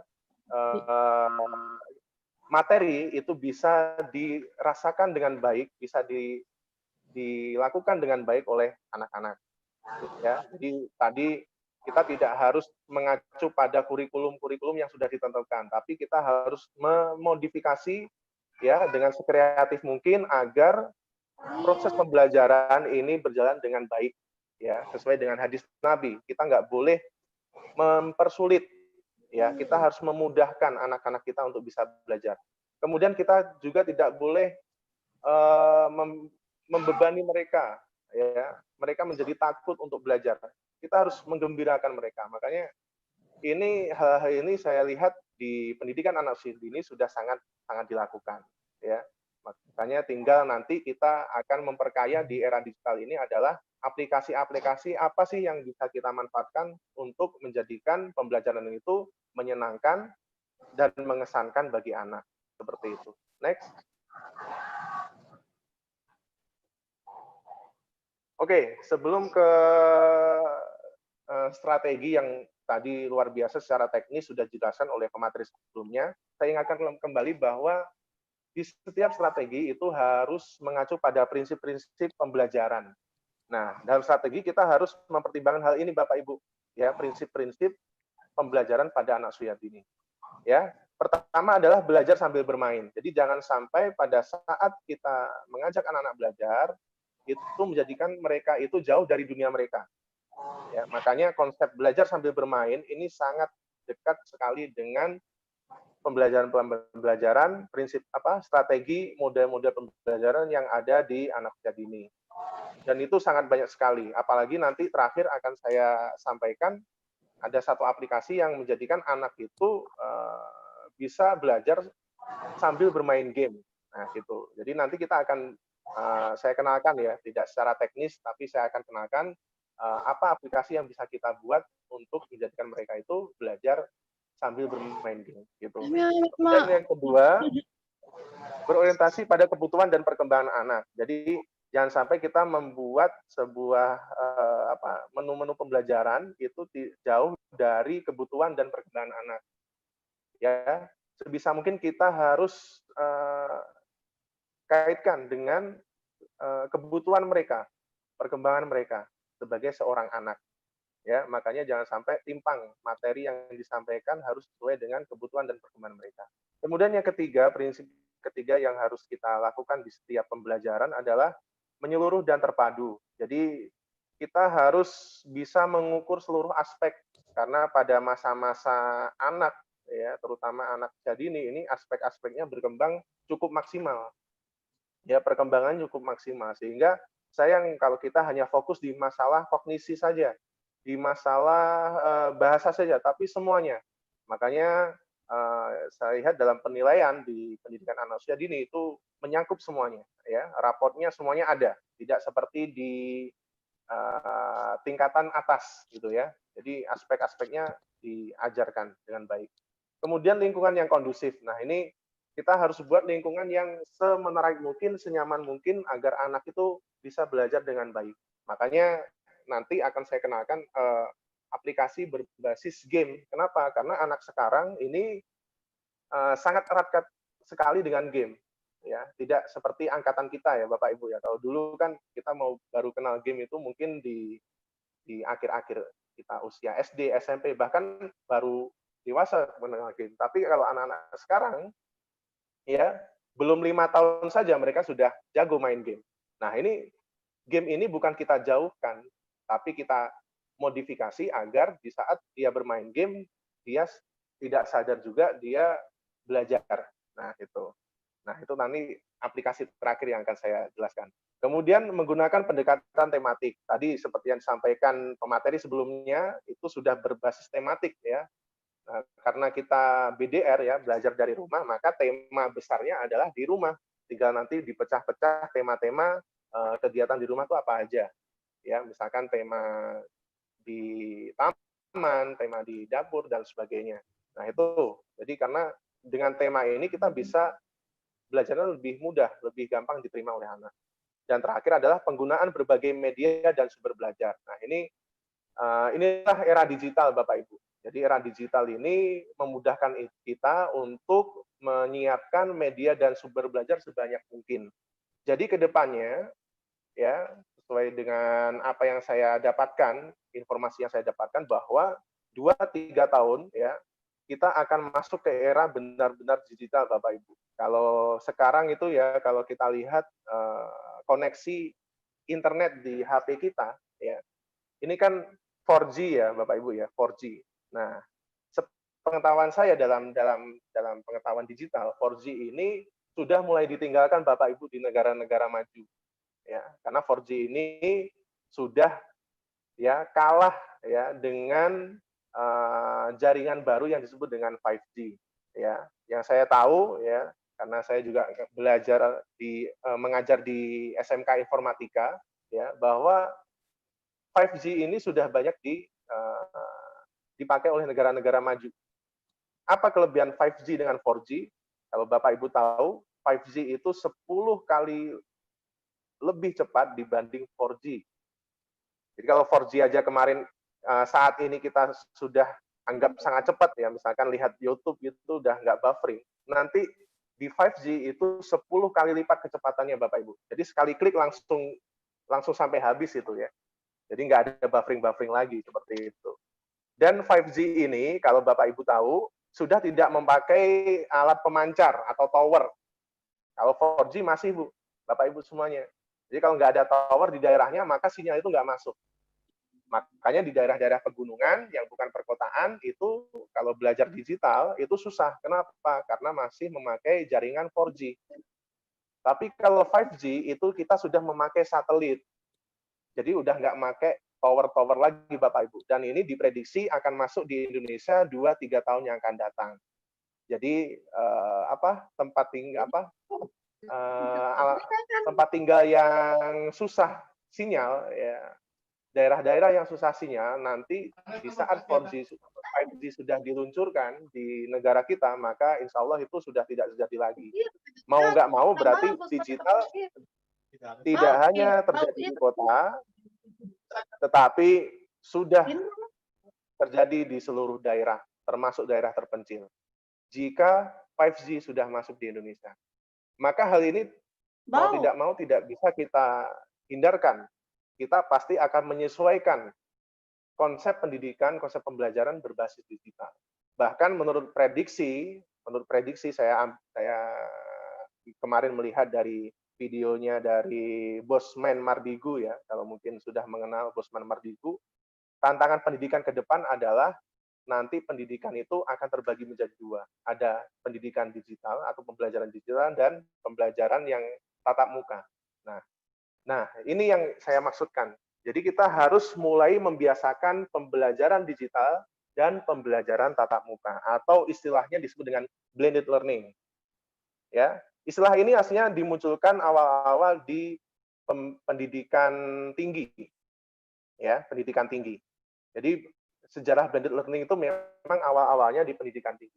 Tapi karena kemajuan digital yang luar biasa, maka istilah blended learning sudah turun ke tingkat-tingkat yang di bawahnya, ya, mulai dari SMA, SMK ini sudah banyak memakai konsep blended learning, termasuk di sekolah yang saya ajar selain di INAIS, dan INAIS pun juga sudah melaksanakan hal itu, ya. Di sekolah juga saya sama, dan mungkin di sekolah Bapak Ibu, blended learning itu sudah sesuatu yang sekarang new normal, gitu ya. Mungkin kalau 2-3 tahun yang kemarin kita belum begitu familiar dengan blended learning, tetapi karena era digital luar biasa sekarang, ya, belum lagi dipercepat dengan kasus pandemi COVID, maka blended learning mau tidak mau harus kita pahami dengan baik, Bapak Ibu. Jadi kemampuan kita itu tidak hanya di pembelajaran tatap muka, tapi kemampuan kita harus kita asah di pembelajaran digital. Nah, kita akan lihat Bapak Ibu, kenapa sih blended learning itu penting? Karena pembelajaran tatap muka dan pembelajaran digital ini memiliki kelebihan dan kekurangan. Sehingga di blended learning ini diambil kelebihan-kelebihannya saja Bapak Ibu. Kekurangannya ditutup. Nah, itulah keunggulan dari blended learning. Jadi menggabungkan kelebihan-kelebihan yang ada di pembelajaran tatap muka dan juga di pembelajaran digital. Kita akan lihat. Pertama di pembelajaran tatap muka. Kelebihannya apa sih? Kelebihannya yang jelas kuatnya interaksi antara guru dan peserta didik yang dapat menghadirkan lingkungan ideal untuk belajar. Jadi sosialnya yang akan didapat pada saat kita melaksanakan tatap muka, ya, sosial, moral, rasa dan sebagainya. Nah, kekurangannya apa, Bapak? Ada kekurangannya di pembelajaran tatap muka, yaitu apa? Tidak setiap individu memiliki gaya dan kecepatan serta kebutuhan belajar yang sama. Jadi di saat kita ngajar mungkin tidak semuanya bisa menangkap dengan baik Bapak Ibu anak-anak kita. Ada yang mungkin kecepatan belajarnya normal, tapi ada juga yang terlalu cepat, bahkan ada yang kurang. Nah, ini kekurangan di tatap muka, karena pada saat itu nggak mungkin guru mengulang-ulang terus bagi yang mungkin penangkapannya kurang. Nah, ini ditutup dengan kelebihan daripada pembelajaran digital. Apa kelebihan pembelajaran digital? Ya, next mungkin. Nah, ini kelebihan dari pembelajaran digital adalah kekayaan sumber belajar yang diberikan. Peserta didik dapat mencapai sumber-sumber belajar yang sangat luas yang dapat disesuaikan dengan keinginan dan kecepatan dalam belajar. Ya, jadi digital ini kan semuanya terekam Bapak Ibu. Jadi kalaupun misalkan kita belajar nih, misalkan kita membuat video tutorial tentang membuat ya kerajinan origami untuk anak-anak. Nah, anak-anak kalau di tatap muka pasti kan hanya ngikutin 1-2 kali dari guru. Nah, di digital itu bisa dilakukan berulang-ulang kali sampai bosan mungkin ya, anak-anak ya. Misalkan video tentang mengenal hewan, di YouTube sudah banyak sekali. Ya, video mengenal huruf. Ini bisa diulang-ulang oleh mereka. Nah, inilah yang disebut dengan kelebihan pembelajaran digital. Dan kedepannya guru dituntut untuk bisa menyiapkan hal-hal tersebut. Nah, mungkin di awal-awal di saat ini kita masih kaget. Nah, tapi 1 tahun yang akan datang ini kecakapan atau keahlian yang wajib kita miliki. Menyiapkan media-media pembelajaran berbasis digital adalah kecakapan yang wajib dimiliki seorang guru. Jadi guru nanti ke depannya sudah tidak canggung lagi di depan kamera, karena nanti itulah yang menjadi media yang membantu guru untuk mentransfer ilmu. Seperti itu. Makanya sekarang kita sudah harus mulai membuka diri untuk terbiasa masuk ke era digital. Karena ini sebuah kewajiban, keharusan. Karena tadi saya lupa di video Gusman Mardigu ya, bahwa kedepannya 50% ya profesi guru itu akan hilang. Ya, 50% dari populasi guru itu akan hilang karena adanya era digital. Maka kalau kita tidak survive, tidak berubah, tidak memperkaya keahlian kita dalam era digital, maka kita bisa tergilas dengan era ini, Bapak Ibu. hanya mengandalkan konvensional, maka 2-3 tahun yang akan datang kita sudah tidak profesional menjadi seorang guru. Karena ini eranya digital, ya. Pembelajaran anak-anak sekarang itu ada pembelajaran digital. Tapi ada kekurangannya, yaitu tidak adanya interaksi langsung antara guru dan peserta didik yang berdampak pada hilangnya kemampuan sosial dan moral. Ini kelemahan digital. Makanya di blended learning ini dipadukan, diambil kelebihan-kelebihannya, dijadikan satu menjadi sebuah strategi atau model pembelajaran berbasis tatap muka dan digital.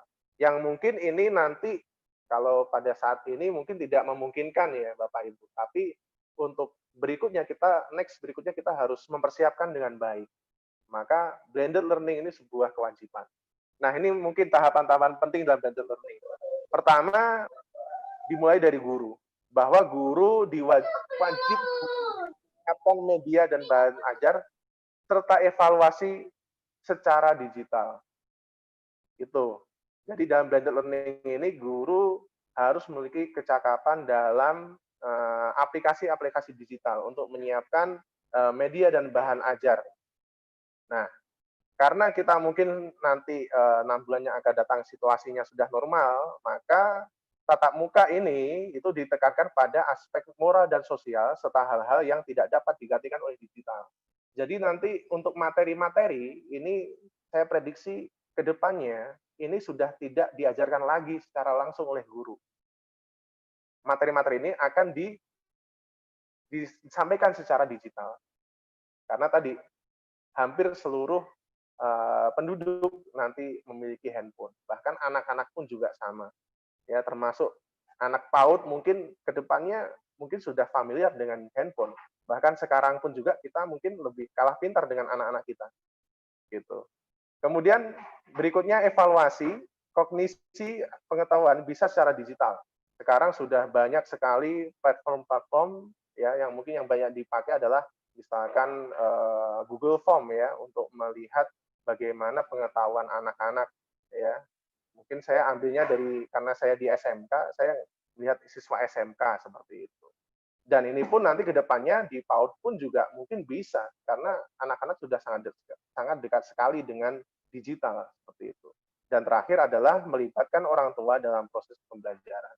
Dan ini mungkin pada saat ini yang bisa kita lakukan ya, bahwa kita melibatkan orang tua dalam proses pembelajaran. Terakhir dari saya mungkin next. Nah, sebelum terakhir inilah yang tadi saya sampaikan Bapak Ibu bahwa ada platform yang dapat dimanfaatkan dalam menyiapkan media dan bahan ajar digital sekaligus evaluasi secara digital. Ya, mungkin yang sudah pernah mengenal ya, ini platformnya namanya Quizizz. Ya, Quizizz ini aslinya bisa dipakai di seluruh jenjang ya. Mulai dari PAUD sampai SMA. Mungkin kalau PAUD mungkin harus banyak edukasi lagi ya. Karena ini untuk bermain aslinya, bermain yang bisa digunakan orang tua untuk mengajak anak-anaknya bermain game, belajar sambil bermain game. Karena nanti hasil akhirnya di Quizizz ini adalah game. Ya, game yang dimana setiap menjawab soal itu mendapatkan poin. Setiap sesi stake-nya nanti akan mendapatkan bonus-bonus yang menarik dan dilatar belakangi dengan gambar-gambar menarik dan musik. Mungkin bisa saya lihatkan ya sekarang.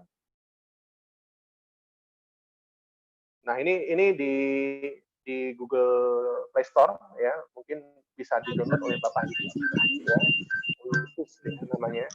Dan mungkin hari ini saya tidak menjelaskan secara teknis karena mungkin keterbatasan waktu, mungkin kita akan bertemu lagi di waktu yang akan datang menjelaskan tentang teknis membuat Quizizz ini. Tapi intinya saya menjelaskan bahwa Quizizz ini sangat bisa dimanfaatkan oleh Bapak Ibu untuk membuat media pembelajaran berbasis digital. Dan terakhir tentunya yang tidak jauh dari dunia anak-anak adalah platform YouTube. Ya. YouTube ini kalau kita bisa jadikan media, ini luar biasa. Ya, karena anak-anak sekarang sangat dekat sekali dengan YouTube. Dan saya lihat di YouTube tidak hanya film-film kartun ya, tapi banyak juga media-media pembelajaran yang bisa kita manfaatkan. Dan kedepannya nanti yang membuat bukan orang lain Bapak Ibu, tapi kita semuanya sebagai seorang guru. Karena kalau orang lain kan nggak tahu kebutuhannya. Tapi kalau kita sendiri, kita akan tahu. Nah, kemampuan-kemampuan seperti inilah yang nanti akan dibutuhkan kita sebagai seorang guru. Terakhir, apapun strategi pembelajarannya, kuncinya ada pada kesungguhan dan keikhlasan seorang guru untuk menjadikan peserta didiknya mampu berkembang dengan sangat baik di semua aspeknya. Mari mulai era digital dengan penuh semangat dan kreativitas. Jadi, pesan terakhir saya di materi saya bahwa kita harus menyesuaikan diri dengan era digital. Karena era ini mau tidak mau, pasti kita akan masuki 2-3 tahun lagi era digital ini sungguh luar biasa. Maka sebagai guru profesional yang siap sertifikasi, yang mungkin belum sertifikasi ya, harus meningkatkan kemampuan digitalnya. Nah, silahkan nanti banyak pelatihan-pelatihan untuk membuat media-media berbasis digital, salah satunya Quizizz. Mungkin nanti kita akan bertemu lagi, kita akan secara teknis bagaimana sih membuat Quizizz dengan baik, ya, yang berbasis dengan anak sendiri. Terima kasih, mungkin itu saja dari saya. Mohon maaf kalau kurang menarik. Assalamualaikum warahmatullahi wabarakatuh.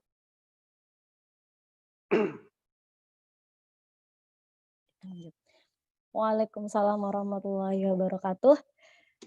Sangat menarik sekali Pak Taufik ya. Alhamdulillah tercinta kita sudah menjelaskan tentang jadi kita lebih melek terhadap digital, kira-kira seperti itu. Harus seperti apa dan melalui apa sebenarnya orang tua dan guru ini prakteknya seperti apa sebenarnya. Akhirnya kita jadi lebih melek bahwa sebegitu canggihnya ternyata di luar sana dan kita sudah tertinggal luar biasa jauh. Dan poin besar yang disampaikan oleh Pak Taufik adalah apapun itu, termasuk yang digital, yang jelas kita juga menyampaikan apa sebenarnya manfaat yang akan kita berikan kepada anak-anak, termasuk lewat dari digital itu sendiri. Oke, selanjutnya kita akan melanjut pada pertanyaan. Ini alhamdulillah ya saya husnuzon karena para peserta di chat room Zoom sejauh ini belum ada yang bertanya. Itu mudah-mudahan artinya saking jelasnya seperti itu dan akhirnya entah yang mau dipertanyakan karena kontennya sudah jelas semua. Tapi ada pertanyaan dari teman kita di link YouTube. Ingin mengajukan dulu pertanyaan mungkin kepada Bu Nurul. Bu Nurul masih stay? Untuk Bu Nurul, ada yang ingin menanyakan dari Cahaya Aziza. Iya. Kira-kira Bu, apakah efektif jika pembelajaran guru datang ke rumah, khususnya untuk anak usia 3-4 tahun ya, mereka harus datang ke rumah dan itu kan hanya satu anak, kira-kira seperti itu. Dan guru harus, apalagi misalnya kendalanya yang kami di kabupaten gitu kan, yang di perkampungan harus ke rumah satu persatu, apakah itu efektif Bu untuk anak-anak usia 3-4 tahun seperti itu? Iya, kalau dibilang efektif semua perlu dicoba ya. Ada orang tua yang menyatakan di kota nih ya, di kota, enggak di daerah ke dalam gitu. Di kota saja orang tua menyaksikan apakah optimal tidak sih belajar dari rumah gitu ya. Nah, jadi ini sama pertanyaannya sebetulnya ketika kita sama-sama berangkat untuk mendampingi anak-anak di masa keemasan. Kalau saya selalu mengingatkan para orang tua bahwa ketika anak-anak tidak bisa didampingi oleh orang tua secara optimal, maka sebetulnya di masa keemasan ini anak-anak sangat membutuhkan orang yang bisa mendampingi untuk tetap terus menstimulasi setiap hari. Jadi kita sebagai guru tetap harus berusaha. Tadi jika kita memang harus datang ke rumahnya, ada loh yang guru yang datang ke rumahnya satu-satu pakai motor yang kadang-kadang motornya dititipkan dulu di satu tempat, kemudian dia berjalan cukup jauh, nanti dia balik lagi sore hari baru balik lagi ke ngambil motornya. Nah, jadi semuanya ketika efektif atau tidak memang kembali kepada para orang tua yang mau membantu mendampingi anak-anak. Ketika memang kita harus datang ke rumahnya, berarti kan harus ada kesediaan para guru untuk hadir ke rumah. Nah, pada saat ke rumah itu orang tuanya welcome, yuk mau mendampingi anaknya karena mungkin ada keterbatasan pengetahuan orang tuanya sehingga ada kesadaran untuk guru masih dibutuhkan oleh anak saya. Nah, kalau orang tuanya seperti itu, maka akan lebih mudah guru untuk mentransfer ilmunya, untuk membangun semangat anak-anak, untuk membuat anak-anak mau belajar gitu ya. Nah, ini bisa dibikinkan jadwal. Jadi di kami pun sama. Ketika ada anak yang memang ada kendala dengan kondisi handphone atau laptop atau hal-hal yang berkenaan dengan daring, maka kita tetap berkomunikasi dengan orang tuanya.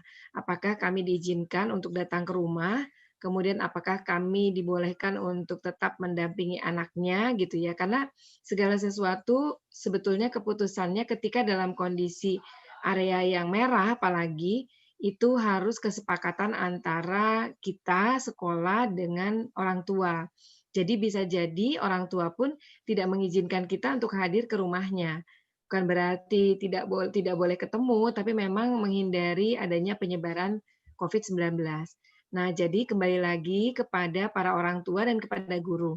Jika gurunya memang mau ternyata hadir ke rumah, mungkin untuk anak-anak yang terdekat dengan rumah satu dengan rumah lainnya, kita bisa melakukannya secara berbarengan ya, meskipun dengan protokol kesehatan dan tetap harus menjaga jarak dan tetap jumlahnya tidak boleh lebih dari 5 anak.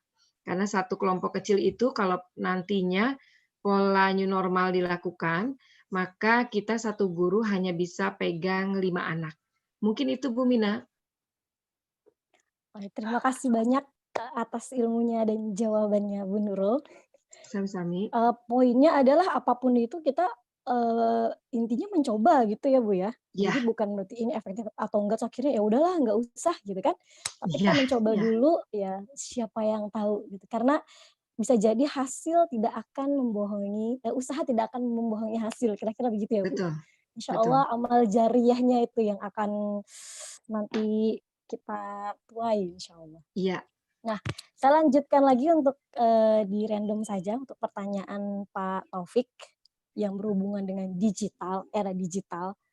Karena tadi Bu Nurul sudah menjelaskan bagaimana realita atau praktek langsungnya, sedangkan Pak Taufik bagaimana di era digitalnya.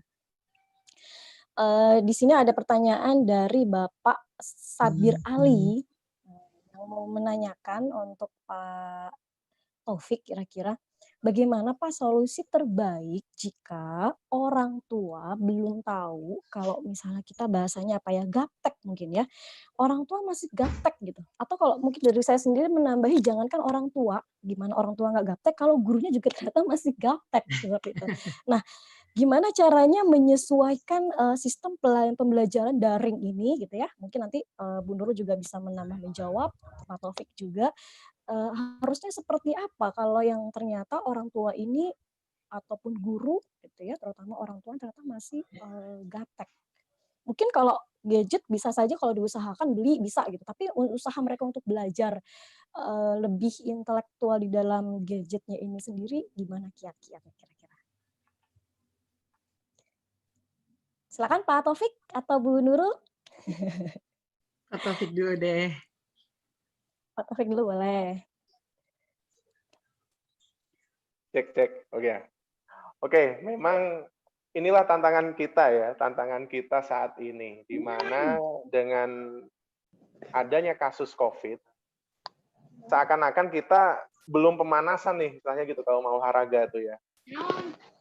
Belum pemanasan, tiba-tiba langsung diajak bertanding. Ini semuanya terjadi semua lini, saya lihat. Tidak hanya pendidikan, semuanya.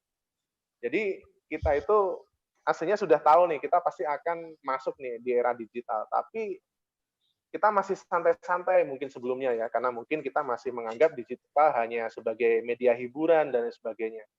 Tapi dengan adanya kasus COVID-19, kita dibukakan ya kesadaran kita oleh Allah bahwa perubahan itu mau tidak mau harus kita lakukan.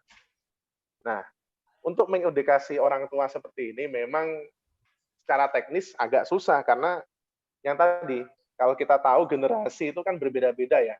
Mungkin kalau generasi kita mungkin masih bisa menyesuaikan. Kalau misalkan seumuran saya ya mungkin masih sangat pengen belajar tentang digital. Tapi kalau generasi di atas saya atau mungkin di atas umur-umur 50 ini memang untuk mengeluarkan motivasinya ini awal-awalnya berat gitu. Tapi kalau sudah keadaan mau gimana lagi gitu. Jadi saya rasa orang tua sekarang harus tidak boleh egois, harus membuka pengetahuan mereka tentang digital, karena era ini sudah di depan mata terjadi, bahkan dipercepat dengan COVID. Jadi ini sudah era digital, mereka harus sadar dari awal, termasuk kita seorang guru. Kita harus sadar bahwa digital ini sesuatu hal yang tidak bisa kita pungkiri. Maka perubahan pengetahuan kita yang mungkin sebelumnya hanya terbatas tatap muka harus dimaksimalkan di era digital. Gitu. Jadi ini pemahamannya mungkin dipahamkan bahwa digital ini sudah hal yang pasti terjadi dan sekarang terjadi. Dipahamkan ke orang tua. Nah, mungkin teknisnya mungkin bisa diajak dengan discuss gitu ya, melalui telepon atau lain sebagainya. Kalau misalkan nanti boleh bisa tatap muka dengan social distancing, maka diajak diskusi. Dan sesekali kalau gurunya sudah paham tentang digital, berarti dijelaskan apa keuntungan digital, kenapa harus sekarang kita masuk ke digital. Jadi lebih kepada ke edukasi ke orang tua dan menjelaskan kenyataan yang terjadi saat ini. Karena kadang banyak orang tua yang masih merasa sekarang itu seperti apa yang dia pikirkan beberapa tahun yang kemarin. Jadi tidak mau berubah intinya gitu. Jadi harus edukasi sih. Dan itu tugas guru mungkin ya, yang paling dekat adalah guru. Karena mungkin orang tua menganggap guru itu sebagai sumber ilmu mungkin pada saat itu. Itu mungkin dari saya. Silakan dari Bu Nurul mungkin menambahkan.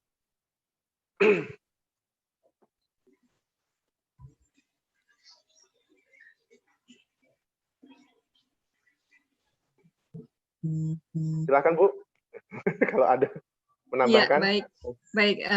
Ya, baik Pak Taufik. Memang banyak sekali kendala di lapangan buat para orang tua, terutama sudah ada alat digitalnya, tapi dampinginnya nggak mau. Ya, kemudian komplain juga ke sekolah gitu ya. Ini juga menjadi masalah yang akhirnya bulat banget nih ya di sekolah. Nah, kondisi-kondisi ini yang mungkin di awal ini ada pertanyaan. Di awal memang dari bulan Maret ketika kita mulai dirumahkan, orang tua masih sangat antusias ya. Nah, pertanyaannya kenapa kesininya akhirnya menjadi menurun dan lain sebagainya. Apalagi ada beberapa teman yang sampai saat ini juga siswanya lebih baik menunda untuk tetap ikut nanti di tatap muka daripada kalau harus BDR. Nah, ini juga menjadi kendala-kendala yang cukup luar biasa. Belum lagi ada tantangan di luar yang akhirnya orang tua ada tempat les yang bisa memberikan pembelajaran secara langsung, kemudian atau datang ke rumah. Jadi ini juga menjadi kalau saya ngumpul dengan para kepala sekolah, akhirnya mereka bercerita bagaimana kira-kira dan model-model apa yang harus dilakukan. Nah, kerja keras memang seperti Bu Mina bilang tadi, tidak ada hasil itu akan dilihat dari usaha kita seberapa. Nah, saya di sekolah selalu mengatakan kepada guru-guru untuk terus tidak berhenti membuat sesuatu yang sangat menyenangkan. Itu yang pertama. Yang kedua, kita juga mencoba bagaimana terus berinteraksi dengan orang tua. Jadi kadang-kadang kita juga manusia ya, jadi ada punya mood-nya yang pasti tidak tepat. Misalnya gini, ketika orang tua dalam satu pekan tidak mau diajak Zoom meeting, tidak mau diajak video call dan sebagainya dengan berbagai alasan, nah akhirnya guru juga mood-nya udah mulai turun. Jadi ya udahlah nggak usah ditelepon, udahlah nggak usah diajak gitu ya. Nah ini ternyata bukan penyelesaian di sini saja. Ternyata ini membawa masalah baru. Jadi masalah barunya adalah orang tua dengan mudah mengatakan bahwa oh guru juga nggak pernah berinteraksi dengan anak saya, sekolah juga tidak pernah berkomunikasi dengan saya, sehingga mereka akan memilih lebih baik anak saya dengan saya saja, kemudian tidak masuk ke sekolah gitu ya. Nah, jadi saya selalu mengingatkan kepada para guru punya absensi di mana dalam satu pekan itu kalau misalnya ada daftar hadir ya, ada daftar hadir yang tinggal di checklist melalui apa kita berinteraksi. Misalnya Kalau Zoom meeting, satu kelasnya ada 10 anak, kemudian yang hadir hanya ada 7 anak, maka yang 3-nya itu harus dikejar. Saya bilang sama guru, yang 3-nya coba dihubungi. Apakah video call, apakah telepon, apakah datang ke rumahnya, paling tidak menanyakan sehat atau tidak.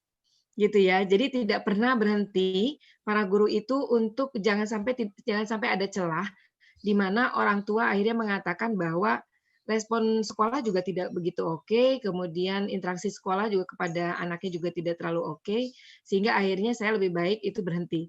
Ini di satu sisi. Kemudian di sisi lainnya, ketika orang tua tidak bisa mendampingi karena memang tidak ada alat-alat itu, maka kita bisa menawarkan kepada orang tua apakah kita boleh datang ke rumah dengan protokol kesehatan, kemudian sedikit saja membawa kegiatan bermainnya ke sana untuk bisa menyemangati anaknya tetap mau berada dalam lingkungan sekolah. Dan harus diberikan pemahaman kepada para orang tua bahwa masa kemasan tidak datang 2 kali. Ya, kalau Bapak dan Ibu bisa melakukan itu di rumah, silahkan. Dengan senang hati, berikan stimulasi yang baik sampai bisa meningkatkan kompetensinya. Tetapi jika Bapak Ibu tidak bisa, kami dengan senang hati mendampingi Ananda. Ya, ini bicara di luar dari biaya-biaya yang akhirnya menjadi beban yang sangat berat buat para orang tua. Nah, yang penting adalah kita harus punya komitmen bahwa langkah kita ini tujuannya adalah tetap harus memberikan pelayanan kepada peserta didik. Itu mungkin Bu Mina. Terima kasih banyak Bu Nurul dan Pak Taufik. Tadi sebenarnya memang ada yang bertanya, Bu, gimana akhir-akhir ini kok motivasi orang tua makin menurun? Sudah langsung dijawab sama Bu Nurul ya. Ya. Jadi kalau saya ambil kesimpulan dari jawaban Pak Taufik dan Bu Nurul ini memang sebenarnya energi itu menular kira-kira. Jadi kalau energi atau motivasi orang tua menurun, motivasi dan energi guru jangan sampai menurun. Seperti itu ya, Bu ya? Jadi energi guru justru dicas. Jadi orang tua juga ikut kecas gitu ya, Bu ya. Oke, terima kasih banyak, Bu Nurul. Ada satu lagi pertanyaan mungkin menjelang kita di 2:30 ini. Ada saran tadi satu dari Pak Sabir, kalau bisa ada kegiatan tindak lanjut teknik pembelajaran. Jadi tidak hanya guru, orang tua melek digital, tapi tidak diajarkan yang melek digital itu yang seperti apa, harus mulai dari mana, kira-kira seperti itu ya. Mungkin itu nanti bisa kita tampung dan mudah-mudahan ada pertemuan berikutnya lagi yang teknik-teknik secara digital seperti apa dan kiat-kiat supaya anak-anak juga tidak kecanduan.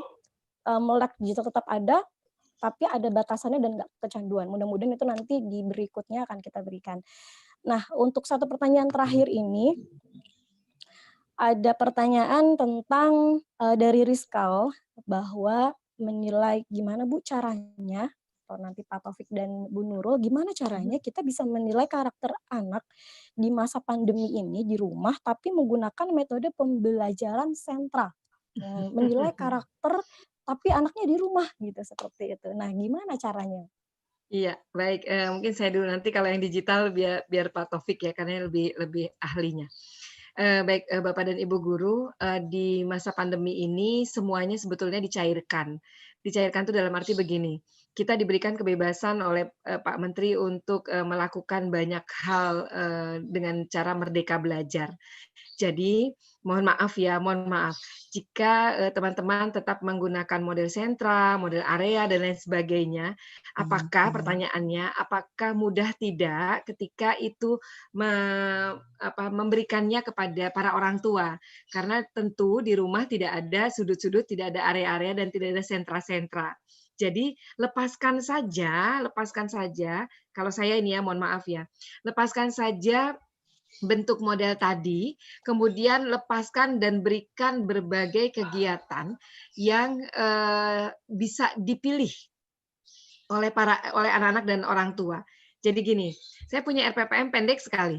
Ya mungkin Bu Tita kemarin sudah sampaikan. RPPM saya sangat pendek, jadi RPPM saya itu ada untuk 1 pekan, 1 tema, ada KD, kemudian ada materi, kemudian ada kegiatan bermain. Kalau KD sama materi jangan dikasih kepada orang tua ya, nanti mereka bingung, itu KD siapa, Krisdayanti atau kompetensi dasar. Jadi jangan kasih itu, nanti mereka bingung. Ini udah lagi masuk lagi dengan 6 1.2, udah lagi masuk lagi dengan kognitif 3.4, 4.4, jangan lagi itu ya. Nah, jadi lepaskan dari situ, tapi berikan para orang tua dan anak-anak itu satu pekan misalnya teman-teman bikin 10 kegiatan bermain. Nah, para orang tua boleh memilih dan anak-anak mana duluan. Misalnya untuk anak-anak yang kinestetik, itu bisa saja dia akan memilih yang bergerak dulu. Misalnya dia memilih nomor 3 adalah kegiatan bermain melompat buku. Ya, itu dibolehkan. Kita tidak boleh bilang bahwa enggak Bu, pokoknya Ibu urut dulu dari nomor 1 ke nomor 2, nomor 2 ke nomor 3. No, enggak ada, jangan. Ya. Jadi 10 kegiatan, silakan mereka boleh memilih dari 1 sampai 10 untuk melakukan mana yang lebih dulu. Ya, jangan berikan beban lagi kepada orang tua sehingga akhirnya tadi orang tua stres dan mundur dari sekolah kita. Jadi buat fleksibel, buat itu agak merdeka ya. Tetapi kita tetap pada koridor punya kompetensi dasar, punya kompetensi inti. Jadi jangan biarkan kasih tadi, misalnya model sentra, kita kasih model sentra pembangunan, maka nanti kegiatannya ini, model sentra ini, maka gini-gini. No, di rumah nggak ada sentra-sentra itu. Jadi berikan yang paling mudah buat para orang tua untuk bisa bergerak bersama anak-anaknya. Yang harus diciptakan adalah kegiatan bermain yang sangat menyenangkan ketika dilakukan di rumah. Jadi anaknya nggak stres ketika nggak bisa ngerjain, ibunya makin stres mendampingi. Akhirnya dia akan bilang, Bapak Ibu Guru, saya istirahat dulu karena anak saya stres, saya juga stres. Berhenti dari sekolah. Itu Bu Mina. Oke, terima kasih banyak. Bu Nurul, sekalian mungkin closing atau kesimpulan yang akan disampaikan kepada Bapak Ibu Guru. Oke, baik. Bapak Ibu Guru, jangan pernah patah semangat, tetap harus semangat. Tadi benar kata Bu Mina, menyebarkan aura semangat itu sangat penting. Saya di sekolah selalu ngubrak-ngubrak teman-teman guru untuk ayo, tidak boleh berhenti, tidak boleh cuma sampai di sini. Terus ketika orang tua tidak bisa dihubungi, maka apa yang kamu bisa lakukan? Kalau kamu bisa datang ke rumahnya, datang ke rumahnya. Cuma sekedar sampai di pintu pagar, say hello. Anaknya, Mama anaknya sehat atau tidak? Ada kegiatan bermain tidak? Kemudian ada kendala atau tidak? Apa yang bisa kami lakukan? Jadi saya selalu memberikan aura itu kepada guru-guru untuk tetap semangat. Kalau kegiatan bermain, kalau kegiatan belajar, kalau pengetahuan para guru, kita bisa sharing, kita bisa berbagi. Tetapi bahwa komunikasi positif antara kita dengan para orang tua itu harus dilakukan oleh para guru. Ya, jadi semangatnya guru itu akan mengalirkan semangatnya anak-anak. Semangat anak-anak juga akan mengalirkan semangat orang tuanya. Dan semuanya akan jadi semangat. Terima kasih Bu Mina, terima kasih teman-teman semua. Bu Tita, terima kasih. Pak Taufik, terima kasih. Mangga. Sama-sama Bu. Energi itu menular, seperti itu. Nah, sekarang kita kembali lagi ke Pak Taufik, sekalian wejangan dan closing-nya, juga pertanyaan tadi tentang lanjutan teknik pembelajaran digital. Iya. Bapak Ibu semuanya, era digital sudah berada di tengah-tengah kita. Perubahan diri kita untuk menjadi guru yang melek akan digital, dekat dengan digital adalah sebuah keharusan. Jadi digital itu bukan kita jauhi sekarang, tetapi harus banyak-banyak kita dekati dengan cara banyak belajar tentang digital itu sendiri. Jadi mulai dari guru PAUD, guru semuanya dah dari semua tingkatan. Ini sekarang wajib ain ya hukumnya belajar digital. Termasuk saya sendiri, saya juga masih banyak belajar. Yang mungkin nanti next kita lebih teknis ya Bapak Ibu, yang saya janjikan tadi kuisis. Memang saya alhamdulillah sudah banyak mendalami tentang aplikasi itu, dan masih banyak aplikasi yang lain aslinya yang bisa kita manfaatkan untuk bisa memberikan media pembelajaran yang menarik bagi anak di era digital kali ini. Tetap semangat, tetap kreatif, selalu positif di setiap kejadian yang diberikan oleh Allah untuk bisa memberikan perubahan-perubahan yang luar biasa bagi diri kita dan juga anak-anak kita semuanya. Assalamualaikum warahmatullahi wabarakatuh. Waalaikumsalam warahmatullahi wabarakatuh. Terima kasih banyak Pak Taufik dan Bu Nurul. Jadi siapapun kita, mau guru, mau orang tua, anak, tidak pernah berhenti untuk belajar.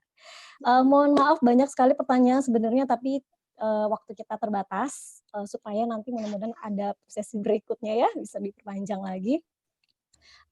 Dari saya cukupkan sekian. Saya kembalikan lagi kepada Bu Tita. Saya undur diri. Terima kasih banyak semuanya. Bu Tita, saya kembalikan ke Bu Tita. Siap, terima kasih. Sampai ketemu lagi nanti insya Allah. Assalamualaikum warahmatullahi wabarakatuh. Waalaikumsalam warahmatullahi wabarakatuh.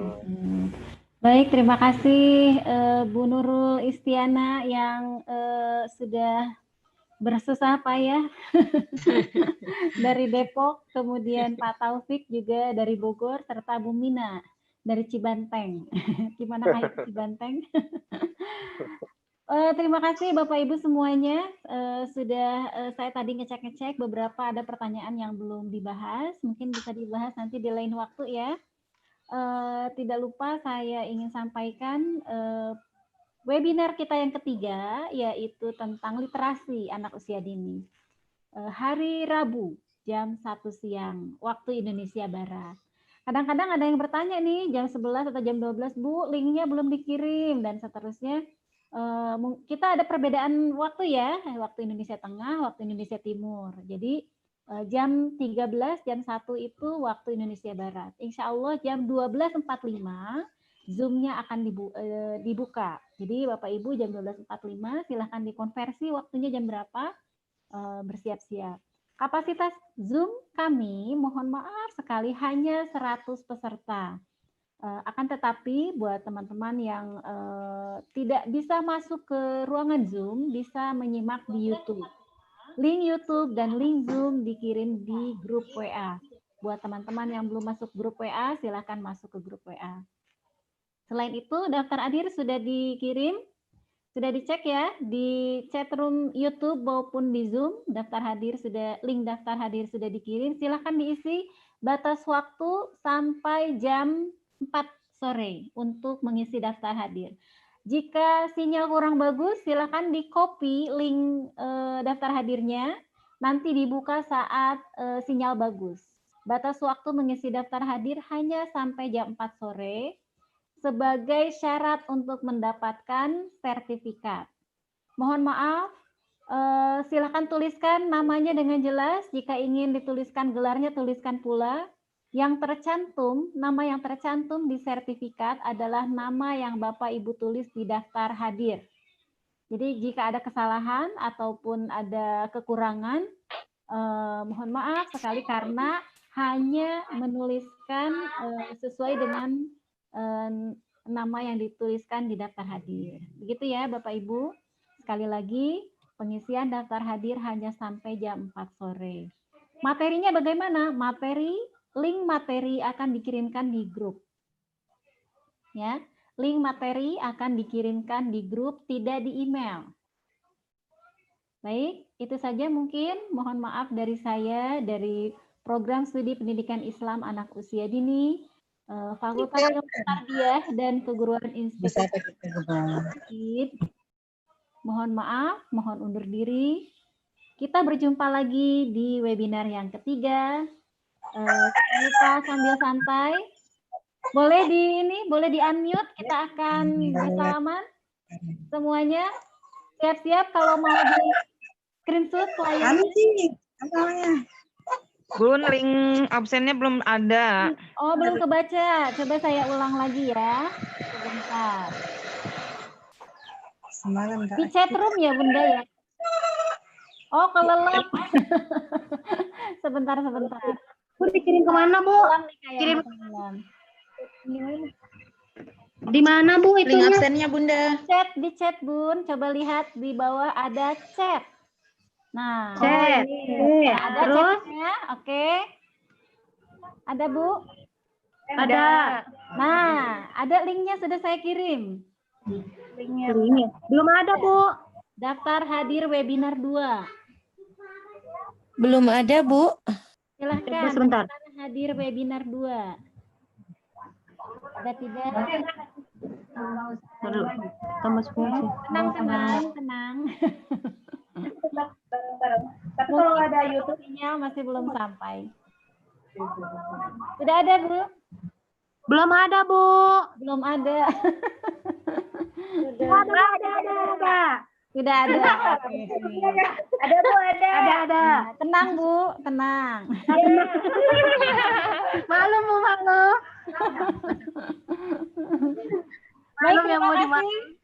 Terima Bu, kasih juga Bu. apakah sudah di screenshot teman-teman kita ini ada 4 halaman? Coba saya screenshot dulu ya. Boleh senyum semuanya. Bentar ya. Supaya nanti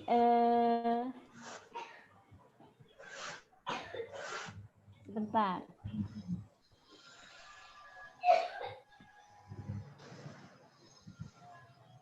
Sekarang yang kedua, sebentar ya.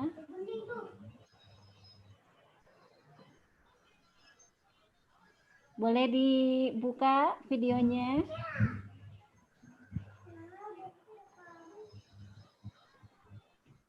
Mohon maaf ya, tadi saya lupa.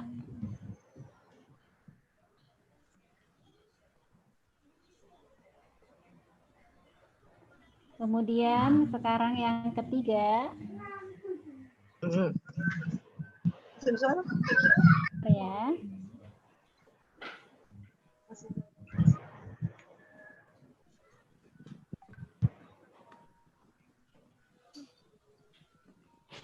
Oh, masih ada yang tanya link absen ya? Sudah ada. Sudah ada kan ya? Iya. Sebentar, satu lagi yang terakhir.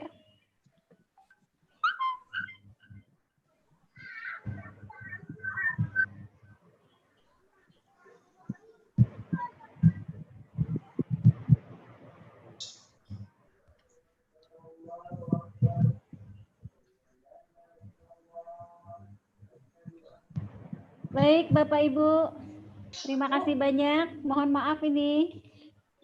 Saya mengucapkan terima kasih yang sebesar-besarnya. Mudah-mudahan bagi Bapak Ibu yang berada di sekitaran Kabupaten Bogor atau Bogor bisa berjumpa langsung di acara kami saat tatap muka setelah selesai COVID ini. Sekali lagi saya mengucapkan terima kasih. Mudah-mudahan sehat selalu, bahagia selalu. Wassalamualaikum warahmatullahi wabarakatuh.